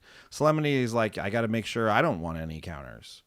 Right. And again, some you probably want a couple's fine, but you want to take advantage of this. You want this to hurt everybody else more than it hurts you. It's crazy. I think that's the type of deck it goes in. I don't think you just include this for random hate purposes. No way. I think it's just too. It's too, I mean, it casts too wide of a net, I think, right? But it's players too, right? Yeah. So no energy counters, no experience counters, no infect counters. Yeah, I mean, maybe you play against the experience counter commanders all the time, and this is just an automatic going to your deck. Wow. Anyway, it's uncharted territory. I'm excited to see what comes of it. Yeah. Okay. Cool. Let's move on. We got Unconventional Tactics, 2 and a white sorcery. Target creature gets +3/+3 and gains flying till end of turn. That's whatever. But whenever a zombie enters the battlefield under your control, you may pay white. If you do, return Unconventional Tactics from your graveyard to your hand. I only highlight this here because I bet there's a combo somewhere where you can give something +3/+3, throw a flying, but somehow a zombie comes in, so you pay a white and you get it again, and you do it over and over and over. I don't know. It's not instant speed, so it's probably safe. It just seems comboable. I don't have the brain to figure out that combo. You have to pay 2 and a white for it, and then pay white again. Yeah, that's a lot. That's a lot. Yeah, maybe it's not. Maybe it's not that cool. Okay. Let's go to blue. I'm kind of surprised that there's not as much for blue. There's not as much, but what we get is pretty huge. So you got Fraying Sanity here. It's 2 and a blue for an enchantment. It's an aura curse. You enchant a player. At the beginning of each end step, enchanted player puts the top X cards of his or her library into his or her graveyard, where X is the number of cards put into that graveyard from anywhere this turn. Doubles your mill. Doubles your mill, but only on one player. Correct. But I still think it's worth running in a Phoenix and that sort of thing, right? But maybe only I mean, if those decks. If you're a mill deck, mill decks, you generally have no problem getting rid of one player. Mill works on a player. The trouble is getting that reach. So I think if you put this on your second target, then you're okay, I'm going to get you 2 now. I think it's doable. This basically turns Traumatize into a one-shot kill. Yeah, that's true. They're gonna do all of that. Yeah, half your deck and then the other half. If you really were concerned, you could ways a little bounce. So you could bounce this before they draw that card and actually die, so you can put it on someone else. Yeah, you could. Yeah, I mean that seems a little bit Yeah, this is going through a lot of hoops. Yeah, but seems a bit I don't know. I just think it's a very if this is what you want, this is going to be a very powerful card for it. Also, Wizards has making it really hard for us to identify if this is in fact a screaming bald guy or not. That's because true. The top of his head is gone and there's images over the skeleton's mouth. Yeah, the mouth is covered. So who knows? Questionable screaming bald guy here. Yeah, all right. What's the next one? Hour of Eternity XX blue sorcery. Exile X target creature cards from your graveyard. For each card exiled this way, create a token that's a copy of that card, except it's a 4/4 black zombie. This is the Eternalize thing again, only it's an X spell version. If you want this, maybe if you generate a lot of mana, if you love X spells, which I do very much, this might be of interest to you. But it's an effect that like maybe you're already running Gift of the God Pharaoh or the Scarab God. It might be redundant, but something to think about. Yeah, I think it goes in those decks maybe, and you just kind of have it just a little bit of redundancy. Yeah. It seems like it's a lot though, right? Like if you want to get 4 creatures, you have to pay 11. If you want 2, you have to pay. That's a lot. You have to pay 7 for just 2 creaters. For You're 2 4/4s. Yeah, exactly, and they definitely are 4/4s. Yeah, it's not great. Oh well. Fringe playable, I'd say. It should pop up in a couple of decks, I'm sure. Next, we have Nimble Obstructionist. This is an interesting card. So it's 2 in a blue. It's a bird wizard. Always need more bird wizards. Yep. It's a 3/1 with flash and flying and cycling for 2 in a blue. Then it says when you cycle Nimble Obstructionist, counter target activated or triggered ability you don't control. So this is something that it feels like Wizards is getting back into. Like they didn't print the counter and activated ability or triggered ability thing for like a very long time. They had it on like 3 cards for a long time, and then that was it. And then we didn't see it for a good long time. But now it's kind of it seems like there's like one every set now. I mean, why not? Like, yeah, why not? There should be more than one ways of dealing with that. So great, I love it. Yeah. So as a 3/1 flash flying, I don't think this card is great. I don't think this card is very good for Commander at all. No, obviously. But that is an ability. I mean, that's a stifle, right? I mean, stifle. How much does stifle actually cost? I don't remember. Stifle costs a single blue for target. Okay. Activated or triggered ability. So obviously you're paying a bit more here because you get the upside, I guess, that it could be a creature. So, I mean, it's a budget. But you do get the card, right? Yeah, you are cycling. That's true. It's stifle plus draw a card. So it's a cantrip stifle, which I think is not bad. And in an emergency, the option of being a 3/1 flyer at flash isn't the worst. No, it's not. You can get a creature sometimes with this. Yeah, or like power, protect from an edict, or just chump a giant flyer. Yeah. You know what? I agree. I think this card is it doesn't look that flashy off the top, but I think this might actually end up being pretty good. The first line of text looks very flashy. Flash. Yeah. Okay, last blue card. Yeah, you're right. Not a lot of blue cards. Swarm Intelligence. 6 blue enchantment. Whenever you cast an instant or sorcery spell, you may copy that spell. You may choose new targets for the copy. Well, ain't that something? Yeah. Wow. Like, you want to talk setup costs? For sure. It's a 7 mana do nothing enchantment at first. But if you can let it stick, oh mama, this is going to do some real work for you. 7 mana is a lot. But, I mean, obviously, this is just a huge effect. Huge effect. Copy all of them. It's almost too much, like. But also kind of like surprised they never made this yet. Yeah, because there's one that's like this, right? There's one that rebounds everything. Yes, that's correct. There's one that kind of like, I think Hiveman, where everyone copies it every time. Right. Like those ones, just letting you copy your spells every time. Great. 7 mana, small price to pay in Commander. And I think you're going to see this in a lot of stuff. It's very cool. I'm just thinking of like a kicked Rite of Replication with this out is just, that's a lot. It's a lot. It's a lot. So yeah, very good. Expect to see this in a lot of stuff.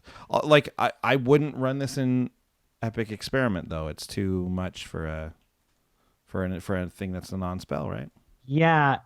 Even though that's mostly instants and sorceries, you want to be building up with those ones. I don't know. And I also feel like Melek probably won't. Sorry, not Melek. Melek will want this. It's Mizzix probably won't really want this. It seems too much for. Yeah, you'll never get a discount on it. I mean, Mizzix is getting a discount on everything anyways. It feels like maybe it would, like, you feel like you might be okay with it, but I think most Mizzix decks are just. They don't even care about copying. They get to cast so much and do so much, draw, counter, fireball, all that stuff. I think they're not even worried about this. Yeah. So it's got that kind of thing, but I think there's still tons of decks where this is good. Yep. Agreed. So, cool. All right, let's get on to black. That's it for blue. Cool. Black.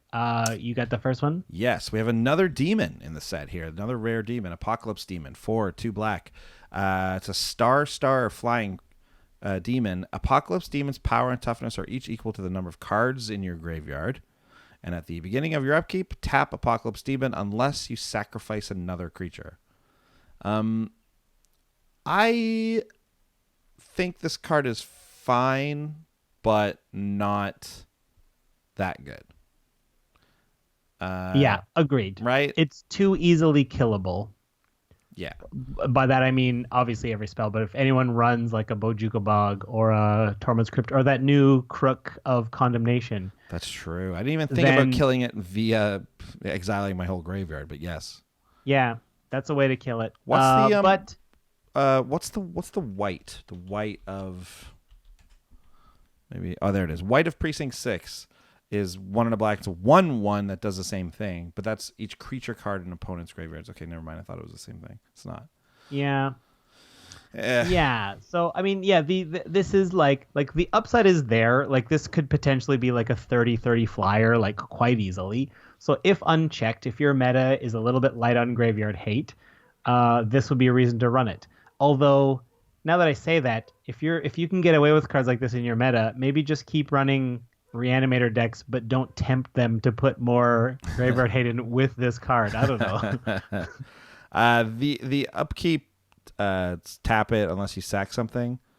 Yeah, that's tough. It's not that bad. It's fine. Like I mean, it makes it one bigger. Yeah, that's true. It does make it one bigger. I like that you don't have to sack it. You just tap it. So like sometimes maybe you will just tap it. Big deal. Yeah. Like, why wouldn't you? Sure. Right? Like it's you always have to sacrifice another creature. So it's never gonna it's not like the Theros one, Abhorrent Overlord, where once you run out of those harpies, you have to sacrifice itself. Right. So this one we'll just tap. So that's actually not that bad. But yeah, I don't know. Apocalypse, it's fine. It's useless. Then it's useless, right? But I don't know. It's okay. It's okay. It's all right. It's okay. Some decks will run it. I mean, if you're running self-mill, you'll probably run it. It's fine. Sure. Let's move on to Bantu's Last Reckoning. 1 black. This is the first of this cycle. We're not going to go over every single one of them. Oh wait, real quick. Sorry, Apocalypse Demon. I just thought of Mimeoplasm would be really into this, right? Put the counters from because it's a star, so it's always that number. So when you mill with Mimeoplasm, you can put a lot of counters on them. So okay. So for that reason, like even if you mill Apocalypse Demon, it is that big in your graveyard. So there's a lot of commanders that care. Verols would love this guy. So maybe it's a little better in certain decks than I thought. Anyways, all right. Let's get to the Bantu's Last Reckoning. Cool. So these are the reckonings, or the lasts, right? All the gods' last things. Bantu has a Last Reckoning. It's 1 black sorcery, destroy all creatures. That's cheaper than a Damnation, but it has the side effect: lands you control don't untap during your next untap step. This card's got a lot of buzz because we're all about Damnation. This is 1 cheaper than Damnation. Like this is a very cheap board wipe, but it comes with a heavy cost. You kind of the flavor is that you exert yourself as a player, kind of like you don't get to untap during your next. But I mean, yeah. So like I don't know. I'm torn because like if you need to wipe the board, great. The disadvantage of board wipes is that other players, if they're too expensive, get to act first because you spend all your mana on the board wipe and then everyone else puts the first creatures out and then you're the last person to put new creatures out. If it's really cheap like this, awesome. Then you do get to put another creature or 2 out while it's going, but your lands won't untap. So you get first creatures, but then you have to skip a turn basically to do it. I don't know, man. Yeah, I don't know. I wrote my own notes of this were just like the exact same thing he wrote. Is it worth it? Yeah. Is it worth it to take your next turn off, even if you can cast this for 3 and then maybe get 1 or 2 other things out right away? Like, budget aside, I think I'd rather just run Damnation and pay another mana every time. Yes. The one, if we're comparing it that way, the 1 certainly isn't worth it.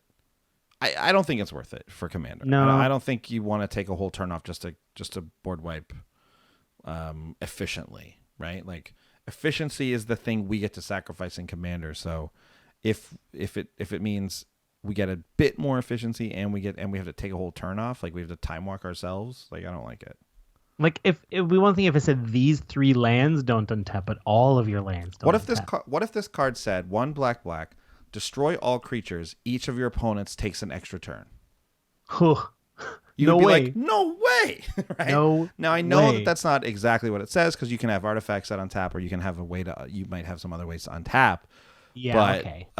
That's not exactly what it says. But like a lot of times that's what it says. Yeah, I think this is a pass for us. I probably won't want to run this, but I think other formats will. And so for sure. That's where we can, that's where Commander players can get these in our drafts and then trade them in. Probably. Probably going to be worth some money, right? Yeah, I haven't looked at money for these.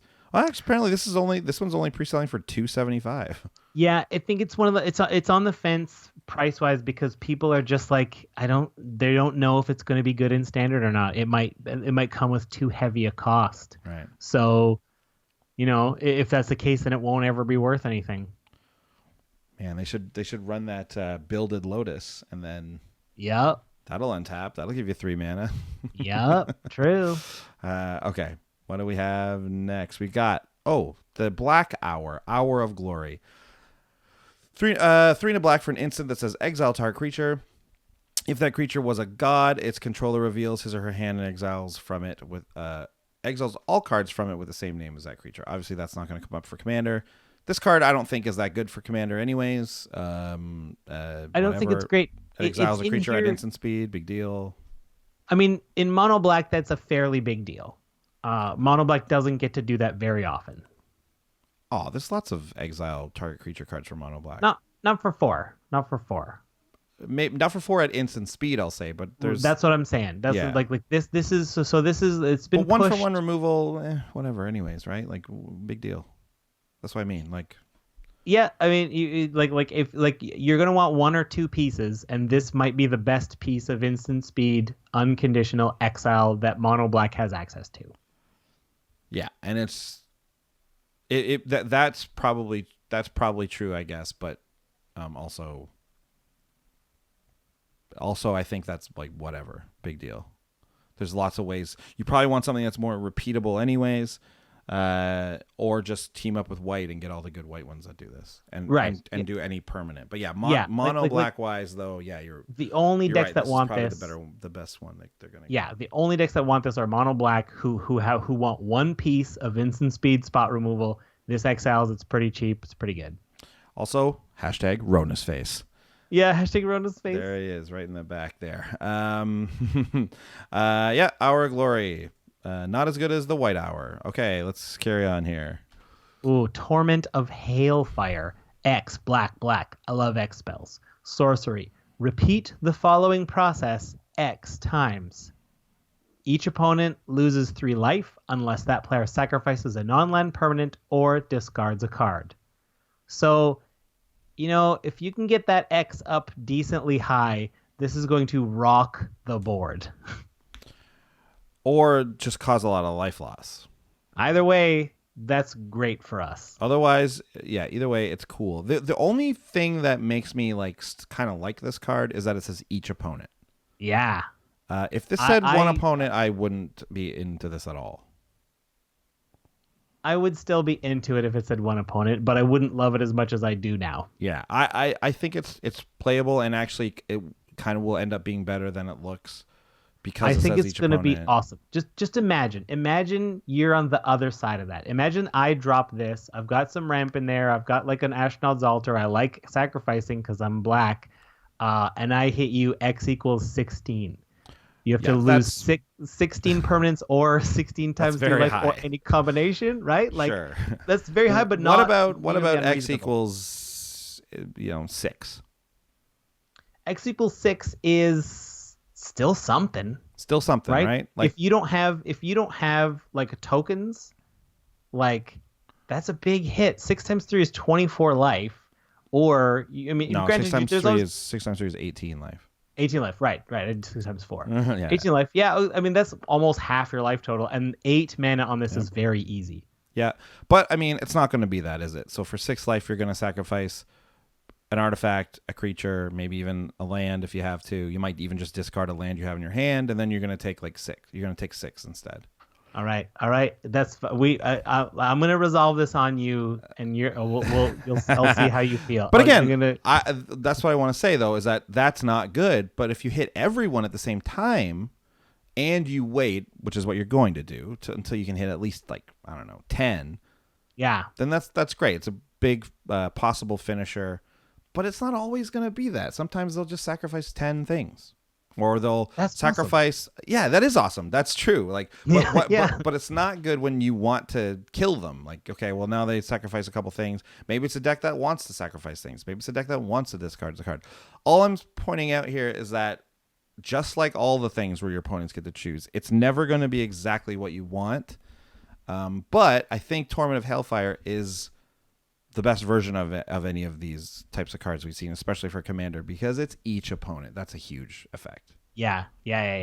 So I would still I'm interested in trying it out in a, I would put this in one of those mono black decks that just goes nuts with its doubling swamps stuff, right? Like that. I'd be very interested to see that card in there. Yeah, I mean, cool. A lot of black decks will run a black market, so it's very easy to get you're going to have 10 off of that. Yep. Plus you got a few extra rampy things here there. X equals 15, not that difficult. No, you can definitely do it in mono black for sure. Okay, cool. Torment of Hellfire. The best version of these cards.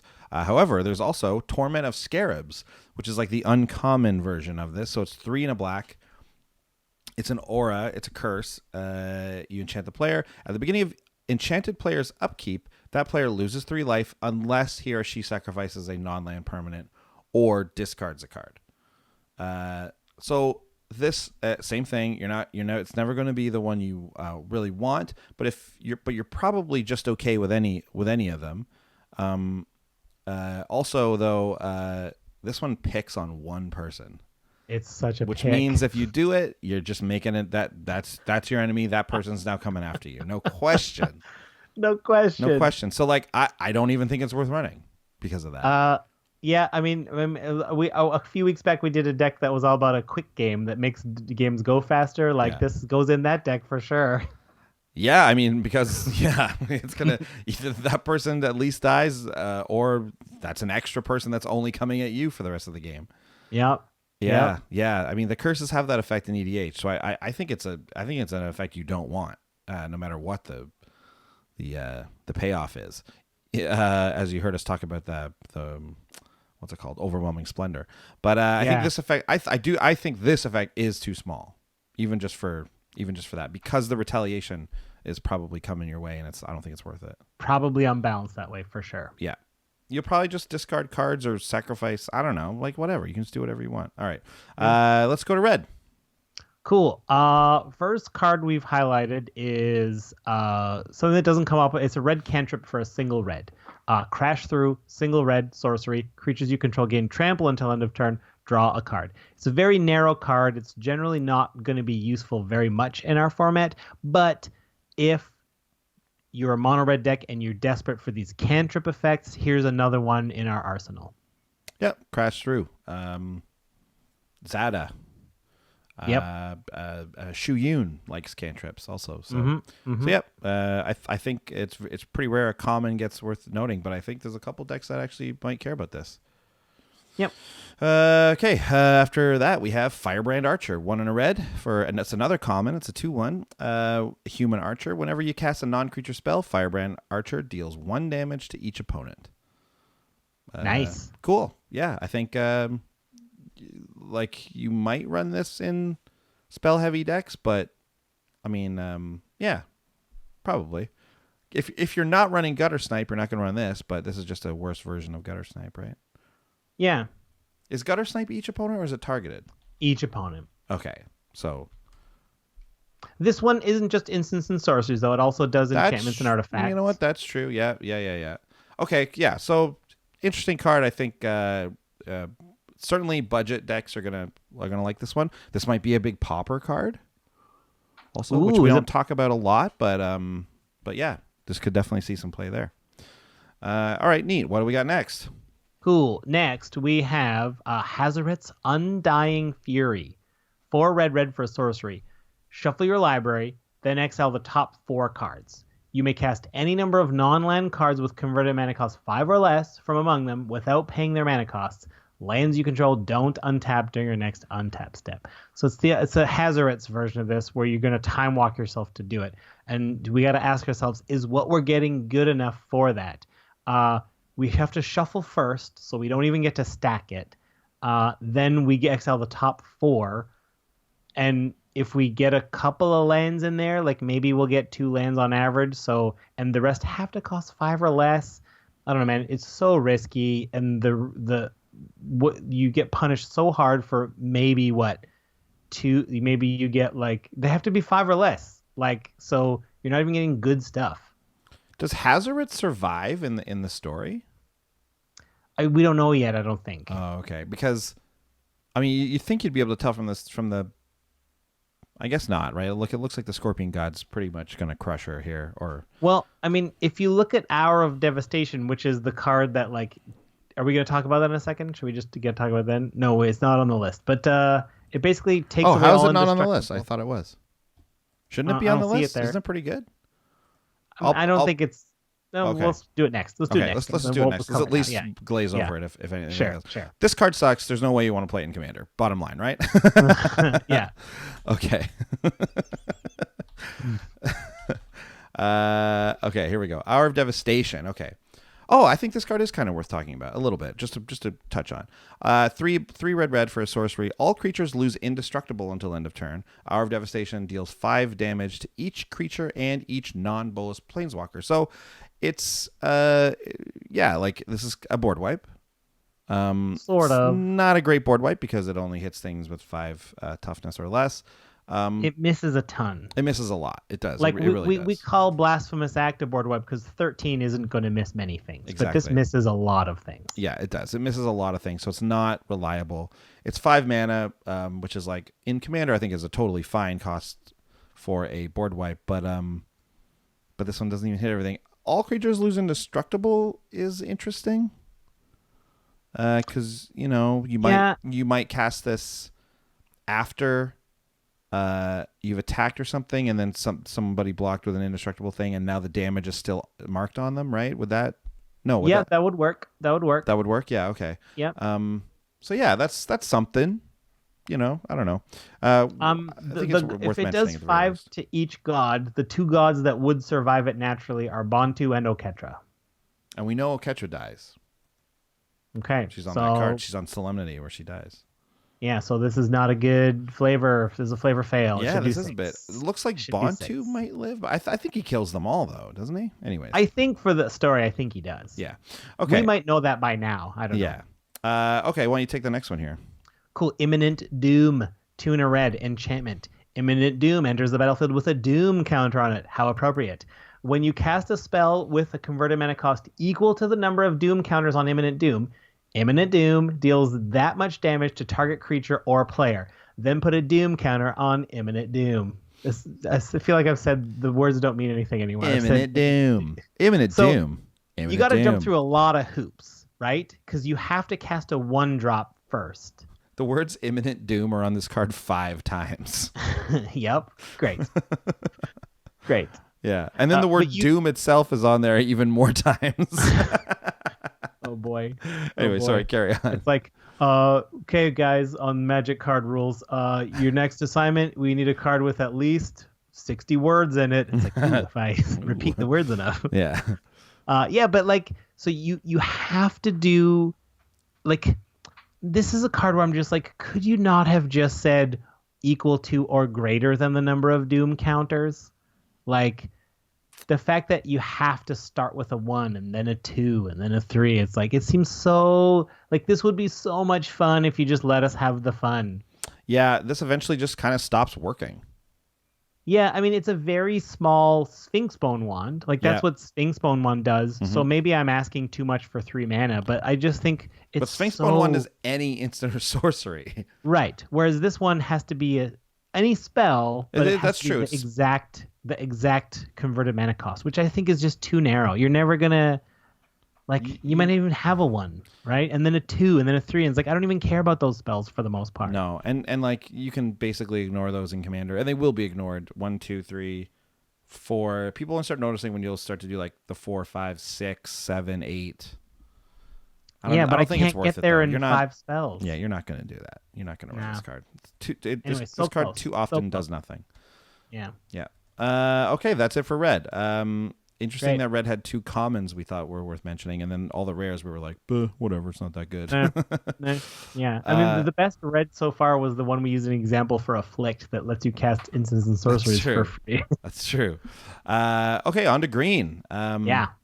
Feels like green got some decent stuff, though, here. Mm-hmm. Starting off with its version of the Hour cycle. Hour of Promise, 4 and a green for sorcery. It says search your library for up to 2 land cards. Put them onto the battlefield tapped, then shuffle your library.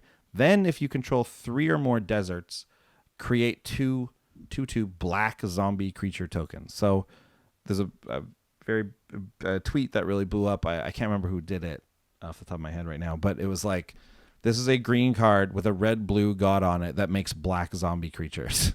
Yep. Right? It's like, oh, yeah, okay, weird. Yeah. Cool that it lets you get any 2 lands. Yeah, I like that. Right? They come into the battlefild tapped, but I mean, for those of us who run the Thespian Stage Dark Depths combo, like, there it is. There you go. 5 mana is, like, on the higher side for ramp. But in Commander, you can get there kind of easier with more ramp, right? This lets you get any land, like you said, which is even better. So I'm fine with this card. I think this is pretty good. It's not like amazing, but there are lots of lands that you can get when in combination will just be really great. Yeah. You're never going to get 3 deserts.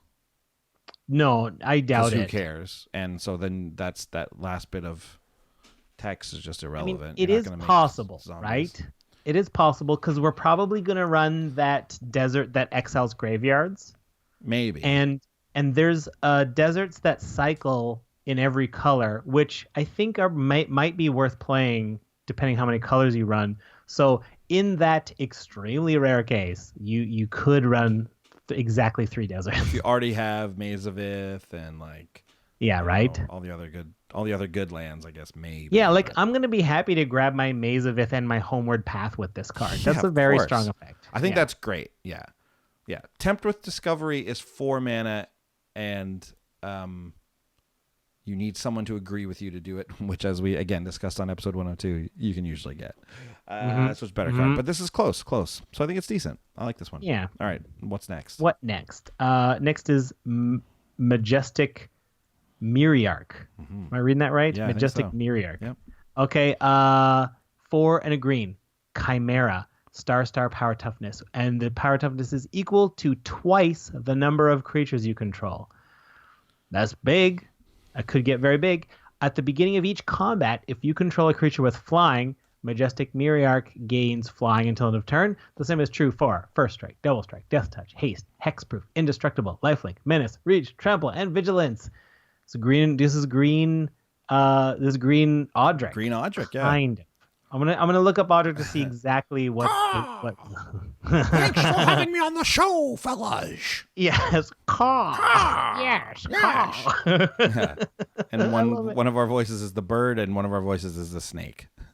Yep. Because he has a little snake tail, and he's got a bird head. That's true. I love it. I was upset when I first saw this card because at first glance I saw wings, I saw a bird head, I didn't see the word flying, and I was like, look, look, I get green doesn't get flying. But, and then I was like, oh, wait.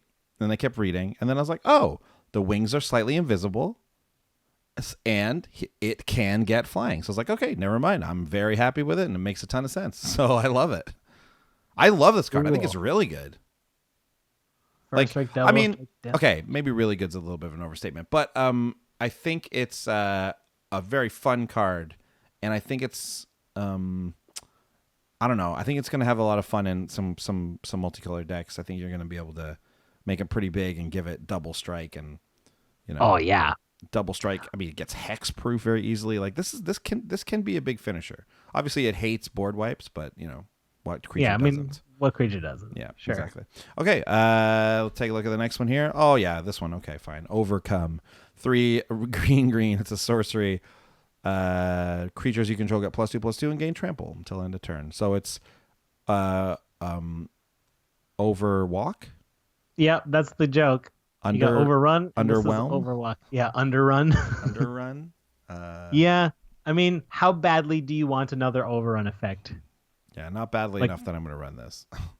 Unless you just need another. Unless you're maxed out and you're like, I want more. There's too many other better ones, though, right? Like I can't imagine you're at that break. We run overrun in our decks a lot for budget reasons, and it's fine.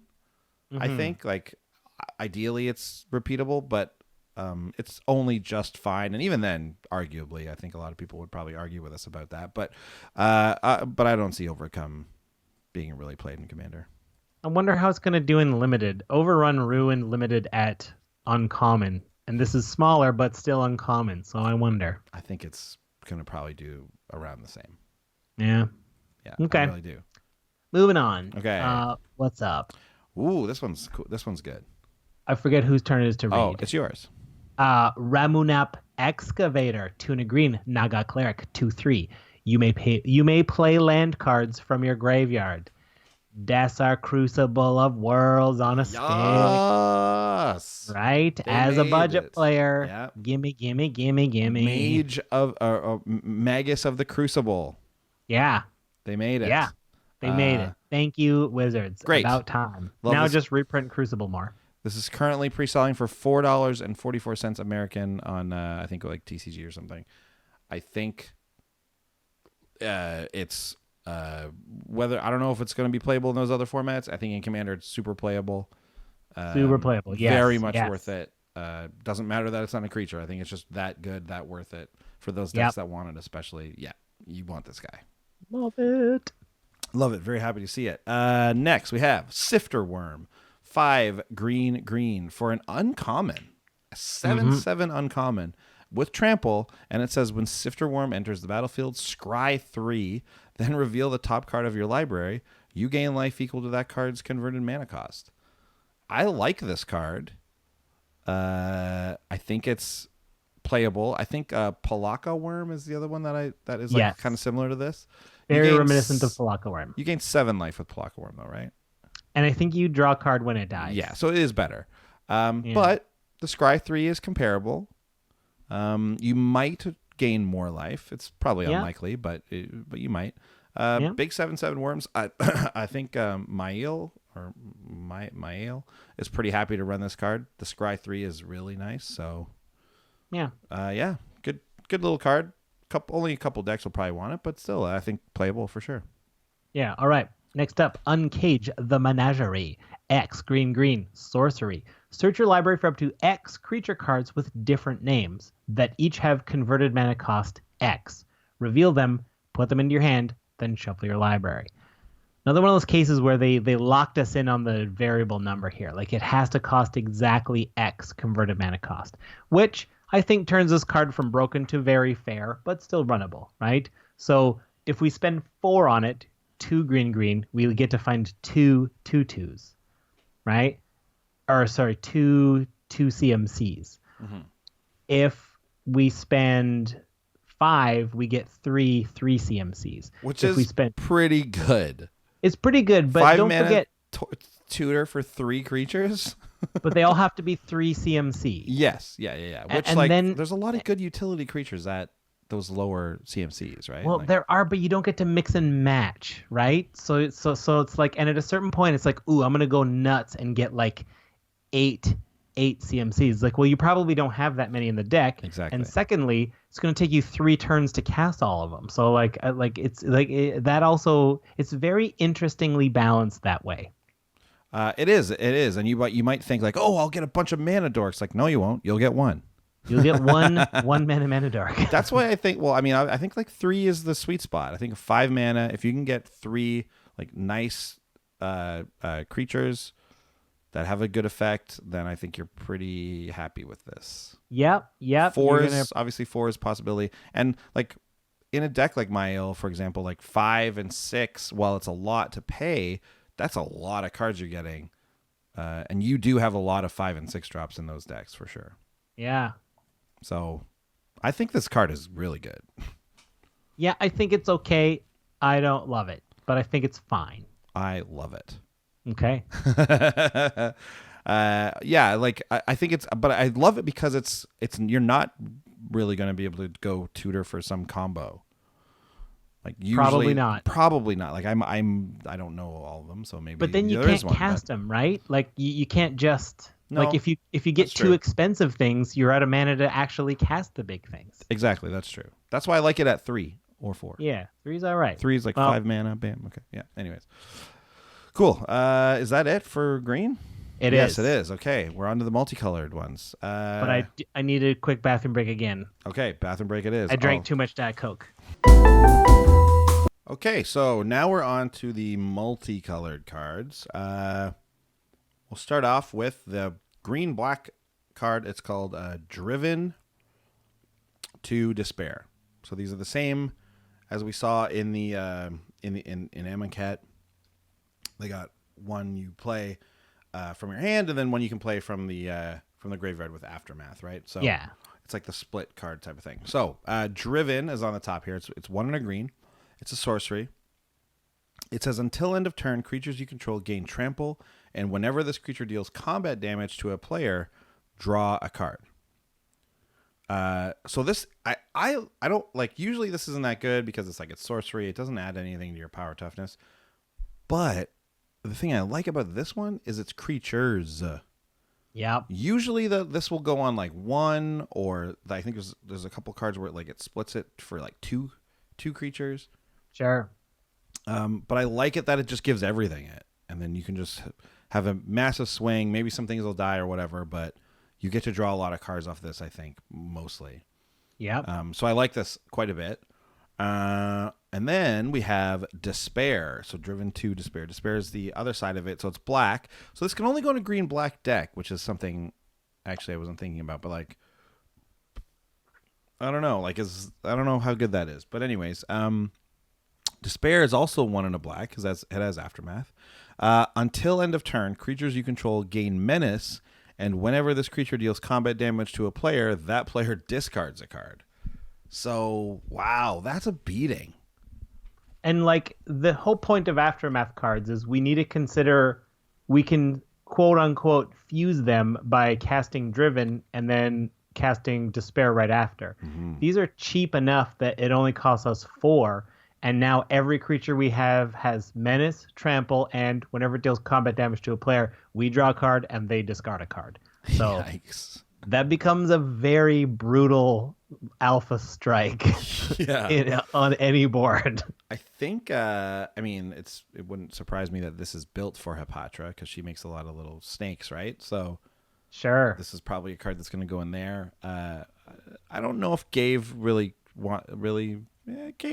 Gave might run this card, right? He makes a lot of sap If I've got any sort of tokens, I'm absolutely running this card. Yeah, so there's green-black token decks, which there are not a lot of, but Farika can run this. Remember when we made Farika God of Affliction apparel? Yeah, I do. A very underrated deck, I think, would probably run this card. So not bad. I think it's a pretty big effect. I like it. Even just for the card draw alone, it's pretty huge. Mm-hmm. Cool. All right, what else? We got Leave to Chance. This is another Aftermath card. The top half is an instant. It's 1 and a white. Return any number of target permanents you own to your hand. It's always nice to sometimes have like protection from stuff, right? It can protect you from things getting stolen, wraths, etc. The chance side is the Aftermath. It's 3 in a red, and that's a sorcery. Discard any number of cards, then draw that many cards. I'm mostly interested in this in the white side, the Leave side. It's good protection, in case anything's going on. You're going to want a little bit of that. I mean, I wish it wasn't Boros, which is kind of everyone's complaint about Boros cards, but you take what you can get, I suppose. Yeah. I mean, chance in a Boros deck, chance is a good ability. You discard any number of cards, then draw that many, so you can just cycle out a bunch of lands. Yeah, and even if you want to just, you can bounce a couple lands with leave. I'm just thinking about this.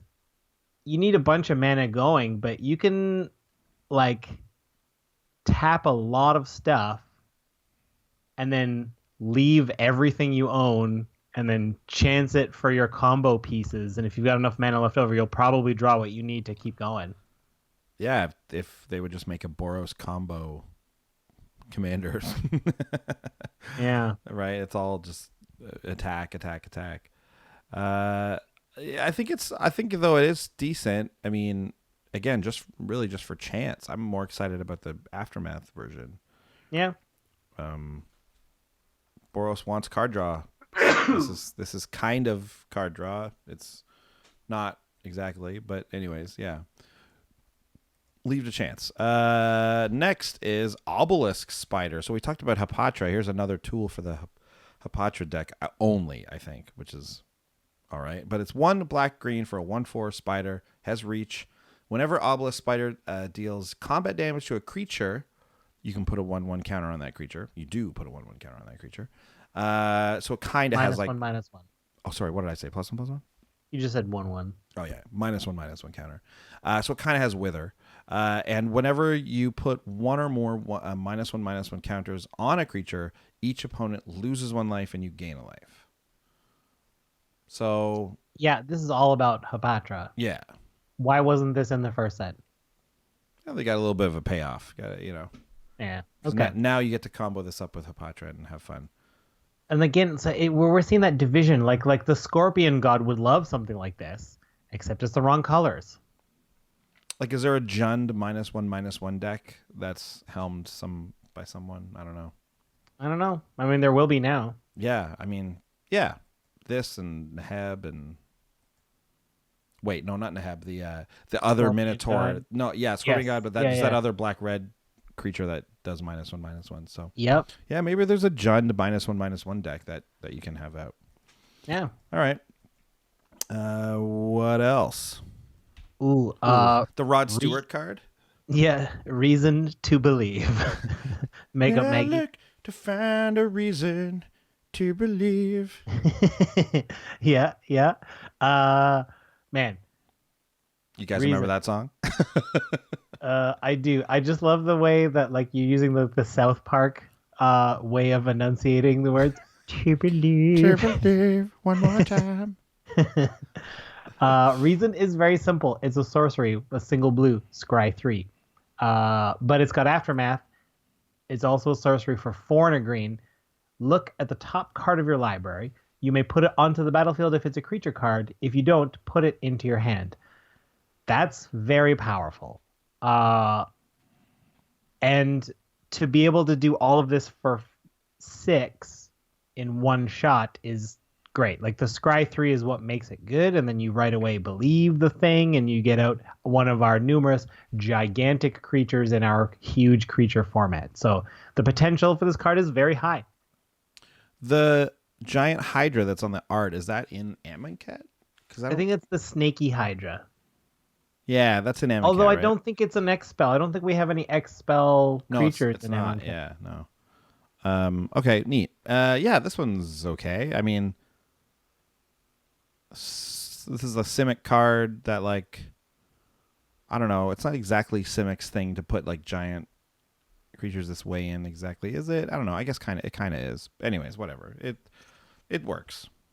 You're paying 6 for something that you might just pay 6 for anyways, though. That's my thing. Yeah, that's true. You know, like you can get an Eldrazi or something crazy off of it, but like on average, you're probably just going to get something that costs 6 or around there. Anyways. Yeah. Yeah, whatever. It's not amazing, but it's a redundant. It's an ability that is redundant with some things that you might want anyway, so it's fine. Next, we have Refuse to Cooperate. Refuse is the top half. It's a red instant. It's 3 in a red, and it says Refuse deals damage to target spell's controller equal to that spell's converted mana cost. That's interesting. So a big X spell's coming down, but guess what? It might hit the player that cast it first. Yeah. Oh, man. Yeah. And it might kill them, and that spell may never resolve. Yes, exactly. So Refuse can do some real damage. This is the worst thing to happen to you when you cast a huge epic experiment. I can tell you that much. Yep. Worse than a counterspell. Yeah, way worse. And then you've got Cooperate, which is a blue instant that has Aftermath, and it's 2 and a blue. Copy target instant or sorcery spell. You may choose new targets for the copy. So not only can you hit a person like for the CMC of whatever spell that you're refusing, but then you can get one of it yourself. Wow. But also, can you cooperate refuse? That's a good question. I'd have to look up the rules. I don't know. I would imagine you could, right? Because so you play refuse. Yeah, while the refuse spell is on the stack, the refuse card is in the graveyard. Therefore, cooperate is in the graveyard. So I believe you can Aftermath cooperate while refuse is still on the stack and just double damage them for the converted mana cost. That seems fun. I like this card. Man, you're coming around to the Is It League. I really am. It's nuts. I would not have thought that I would be, but I really am. Playing Epic Experiment, which has green in it. But also, like I said, I've been talking a lot about Niv Mizzet this episode. Yeah, right. I like Refuse to Cooperate. I definitely like Refuse to Cooperate the most of all the Aftermath versions in this set. So yeah, okay, cool. Well, that's it for multicolored cards. An interesting thing to note: all of the Aftermath cards are multicolor in this set. Yeah, that is interesting. They weren't all last time. Cool. So we hinted at these. So we're going to lands. We hinted at lands that cycle. I think lands that cycle are very useful because sometimes we don't want lands late in the game. We can cycle them. I always make a point to run the lands that enter the battlefield tapped but cycle for a single mana of their respective colors. These are a bit worse because they enter the battlefield tapped and they cycle for one and a generic, like one and a land of their respective color. For example, Desert of the Fervent enters the battlefield tapped, adds red, and cycles for 1 and a red. It costs more, but I think if I'm running a 2-color deck, I usually run the single cycler and the one that cycles for 2 generic. So now we have a third monocolor option of a cycling land. If you're running a monocolor deck, you're going to want all 3, I think. I'm not as wild about the cycling lands as you are. I don't like that they enter the battlefield tapped. I find the cycling is... I just hate drawing these at the beginning of the game when I just want it to be a regular land. I always find I put them off. But at the beginning of the game, like, I don't mean like right at the beginning. Obviously, turn 1, turn 2, no big deal. These guys are fine. Oh, sure. It's in that... I guess it's more in that mid chunk, right? We're like... Sure. I draw a land and I just want to play it and... You know what though? If you I'd say run them before you like make that assessment, because I was just playing the other day and it was so useful to have a cycling land in hand to just because I forget exactly how it happened, but something went on top of my maybe I scryed and I was like, oh, I want that card now. No problem, cycle, got it. Yeah, go ahead. And also, because I also run the bounce lands, the onslaught, are they onslaught? Whatever the lands, the Ravnica bounce lands. So I'm happy to bounce, if I get that late, I'm happy to bounce a cycling land late, and then I'm just going to turn it back into a card. Yeah, I don't know if I'm coming around on them exactly, but I definitely don't. I never have really. I don't hate them or anything. I don't think they're bad. I'm just not as keen on them, but. I see the value in them though. When I do have them in some decks. Actually, I have them in I don't know, maybe half my decks. But I don't know. I'm just not as keen on them. But I think there's definitely value there. I think you can definitely have some scenarios where it's like, oh god, this is wicked. I'm happy to have this. Yeah. Anyways, but there's definitely some times where you're like, oh, I just wish this was any other land. Yeah. Well. Yeah, but I mean, that's variance. That's true for a lot of things. So, the people who like them are getting more, and the people who don't have to play them. There's one of these in every color, obviously. Then we have another one. Of course, we talked about the one off the top. What's that one called again? Scavenger Grounds. We have another desert, though, that's worth mentioning for Commander. It's Endless Sands. And Endless Sands is, you can tap it for colorless. It costs, and then it has 2 other activated abilities. One is pay 2 and tap it, exile target creature you control.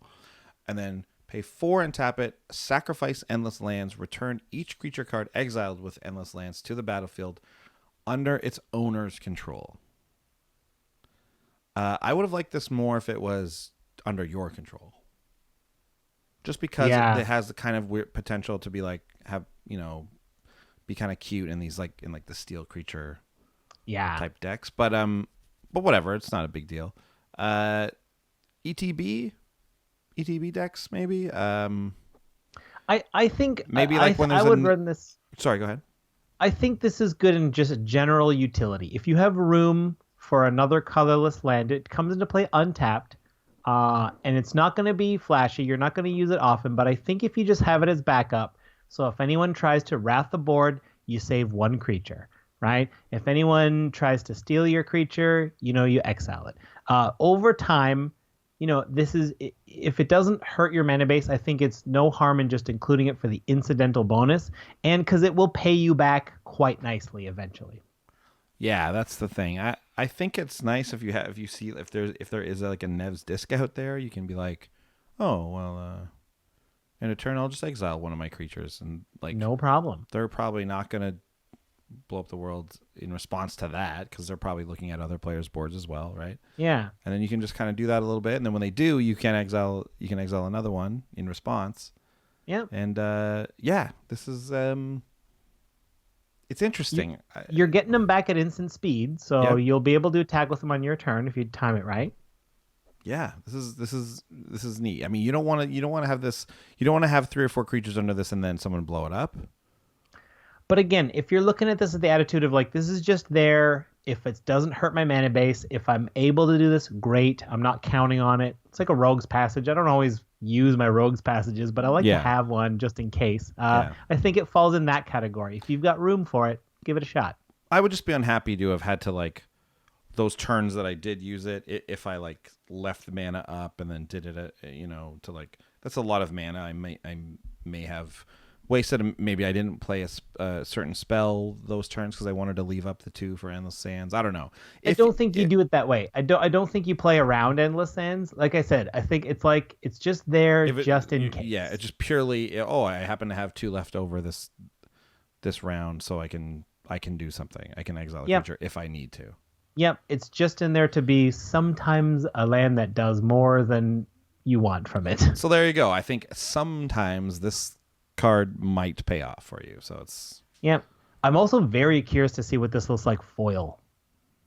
It is the craziest sun card they've ever made. Like, I'm blind just staring at this thing. Yeah. It's intense. Yeah. I wonder who that is in the art. I have to assume Gideon. The only bit of the lore for this set that I've read is is how when they all come out and they kill Ronus, the other gods. Anyways, okay, we're on the home stretch here, Planeswalkers, and then we're done. Yeah. Planeswalkers in EDH are of course always a tricky beast, very powerful usually, even in multiplayer. But in multiplayer, they are often left pretty open and easily killed by our opponents. So they need to be. I think they need to be pretty good to run them in Commander. So let's see what we got here. We have. That's your turn. You're up. Samut the Tested, 2, red, green. Planeswalker Samut, 4 loyalty counters, and the 3 abilities are as follows: +1, up to 1 target creature gains double strike until end of turn. That's great for aggressiveness, but unfortunately it does not help protect a Planeswalker, which is a key metric for Planeswalkers. So that's a fail there. -2, Samut the Tested deals 2 damage divided as you choose among 1 or 2 target creatures and or players. That is mostly irrelevant in our format, so that's another strike against Samut. And the ultimate is -7, so it requires 3 upticks and then an additional turn. So your 4th turn untouched.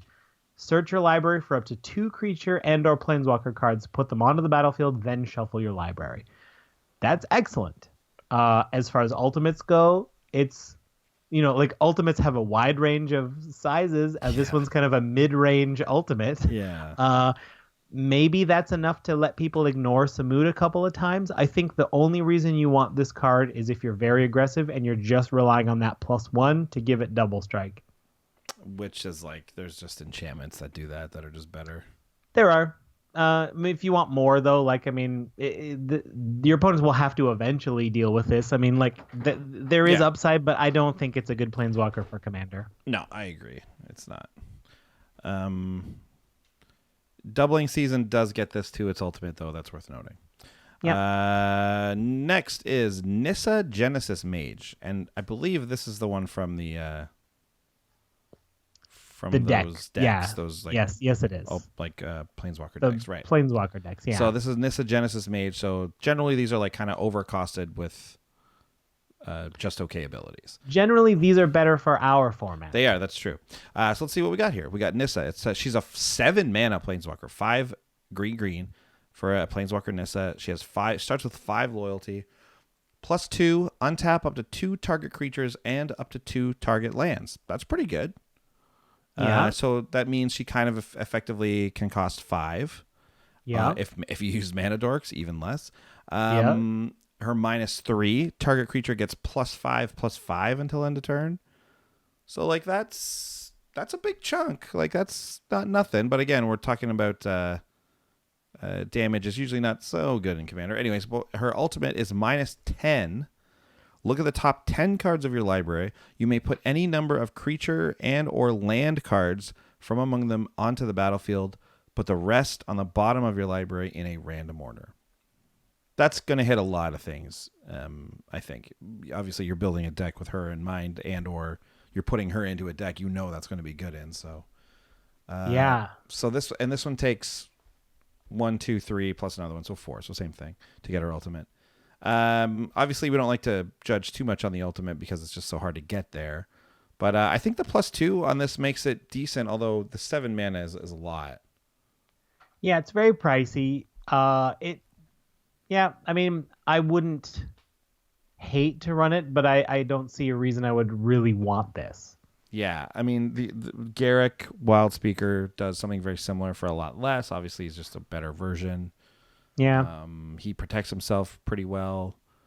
Yeah, obviously just a lot better. You can tell this is sort of based on that, but this is just okay. Also, a full ultimate with doubling season. Yep, that's good. Although then she dies. She goes away. Yeah. Okay. Next so, one. Okay, we'll move on to where we've been saving the best for last, right? This is the Nicol Bolas Planeswalkers, right? This is our boy. This is our boy Nikki B here, right? Nikki B. Cool. We got to get one of these altered with a construction hat on. Yes, we do. So I will read the one that comes in the Planeswalker decks. Right? Mm-hmm. So traditionally, we're expecting this one to be the preferred one for our format, and the other one's probably better for Standard. We'll be the judge of that. 5 Grixis. So 5 blue, black, red. Bolas, Planeswalker, 5 loyalty counters, 3 abilities. The first one is +3. Okay. That's a huge chunk. Huge chunk. Each opponent loses 3 life unless that player sacrifices a non-land permanent or discards a card. We've seen this ability all over the place. Yeah. This happens a lot. And we never really liked it. So I don't like this one either. No.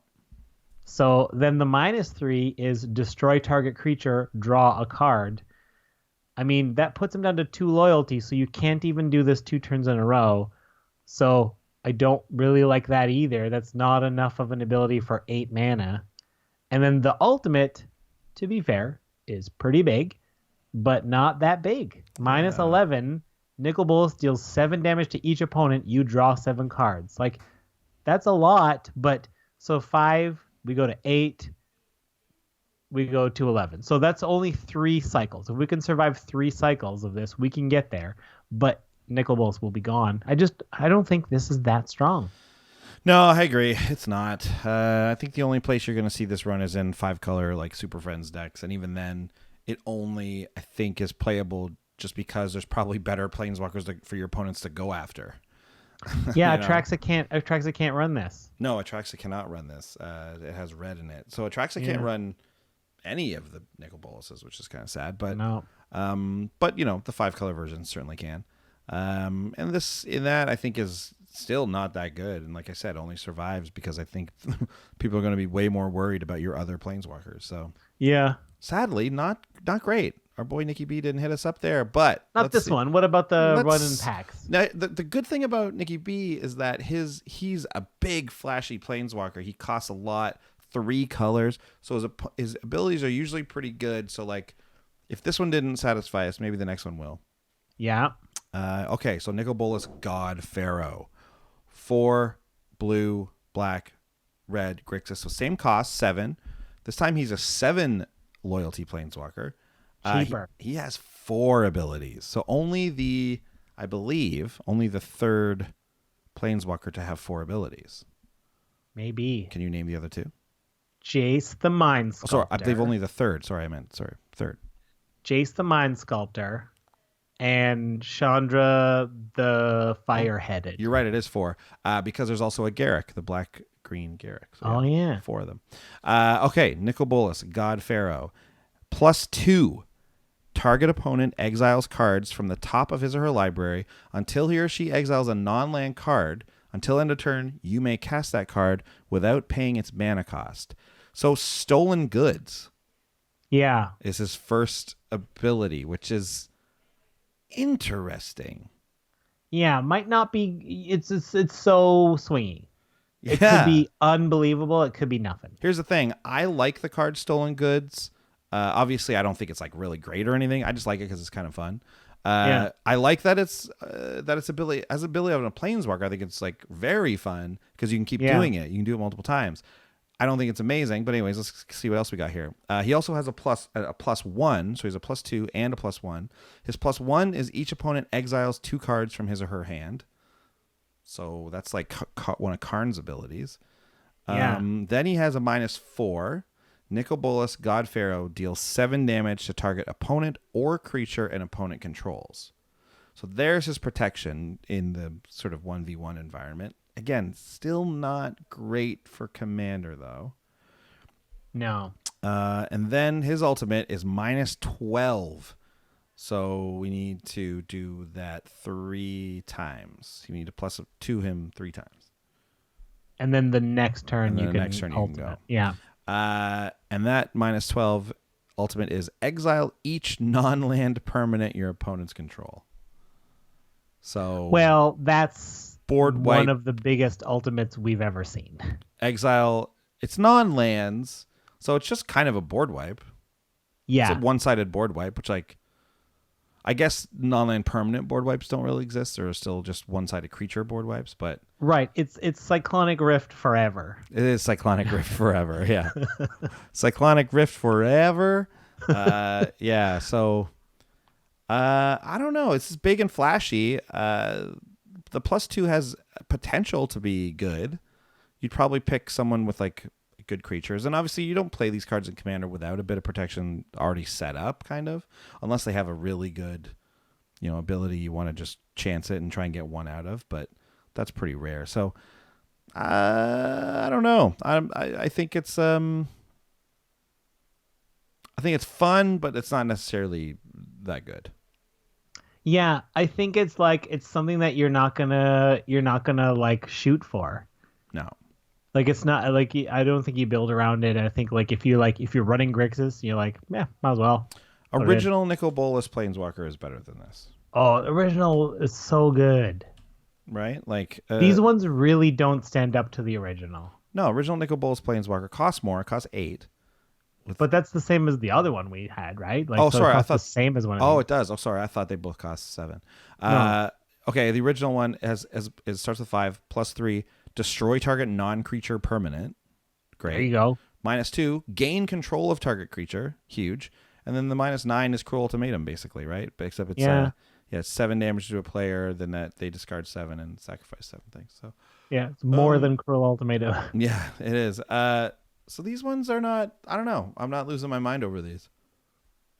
Sadly, I love the art though, and I'm glad to see Nicol Bolas back in the swing. I mean, I still have to get one for the podcast. Yeah, Man, I would love to. Yeah, I want to see about getting one altered and maybe making that a prize somehow. Oh, man, all 3? Oh boy, 3 different ones as prizes. I was just thinking of one, but yeah, it would be fun. Anyway, this one's selling for a lot. They're not out yet, right? Like, so we don't know. We don't know what it's going to be. No one's played with them yet. Yeah, I wish I could go backwards in my tabs, but I can't figure out how to do that. Okay, well that's it though. That's all the cards we felt were relevant for Commander. This is a long one. This might have been our longest review show. Well, yeah, the time looks long. I don't know how much dead time we had. I don't know if that makes. Oh, that's a big true. We did take some breaks. So you're right. Maybe slash off like 20 minutes of that, but still. For those of you keeping track, there were 2 bathroom breaks in the middle of this. And thanks for sticking with us if you're here to the end. Hopefully this was helpful to you. We are able to do this because of our friends at Wizards Tower who sponsor the show. So go check out wizardstower.com and check out mtgcanada.com and find some articles written by Sean and myself. We are also able to do this thanks to our generous patrons at patreon.com/commandersbrew. You can find out how to donate there if you wish to go the extra mile that way. But just hanging out, listening, talking to friends about us, tweeting at us. We love all that anyway. That's more than enough. Yep, absolutely. Check us out on twitch.tv. I know we don't I know it's in the little run afterwards, but I feel like we don't talk about it. We stream on Twitch and we play Magic. So come by and check that out. Overall, this set, what do you think of it as a whole, for Commander? For Commander, I think there's like 1 or 2 must-have pieces. I think it has a little bit of good utility, but overall, I don't think it's going to impact Commander huge. Agreed. I think it's got some really interest, like you said before. I think it's got some good legendaries, which I'm happy about. Yeah. I think that that Crook of Condemnation, I think that's going to show up a ton. Yeah. There's a couple things, right? There's that one that eternalizes, that 7 mana thing. There's the one that lets you copy things. Yeah, I don't know. So there's a couple pieces that I think you're going to see show up a lot, but really overall, I'm with you. It's not a huge impact on Commander, I don't think. Yeah. Crucible on a stick, Ramunap Excavator. Let's not forget about that. That's a big deal. That's the one. That's a big deal. Okay, cool. Well, yeah, that's everything. Looks like a fun set. I'm interested to draft it. I actually haven't drafted that much Amonkhet, so I'll probably get in some more drafts of this one. But it's basically a new format. Yeah. Okay. Well, and right after this, no more small sets, right? Or is it after Ixalan? There's no more small sets. I think after Ixalan. Cool. Okay, well, it's hot in this office that I'm in, as all the windows are closed and we have these lights on. So let's get on out of here and see everybody next week. See everybody. Thanks for listening. Bye. Bye. If you want to contact us, I'm at Sean Tabaris. And I'm at Andy Hulbone. Send us an email at commandersbrew@gmail.com. You can find out when we go live on Twitch if you follow us at twitch.tv. And if you care to support us on Patreon, check us out at patreon.com. And you can find our deck list on tappedout.net. And if we forgot anything, commandersbrew.com.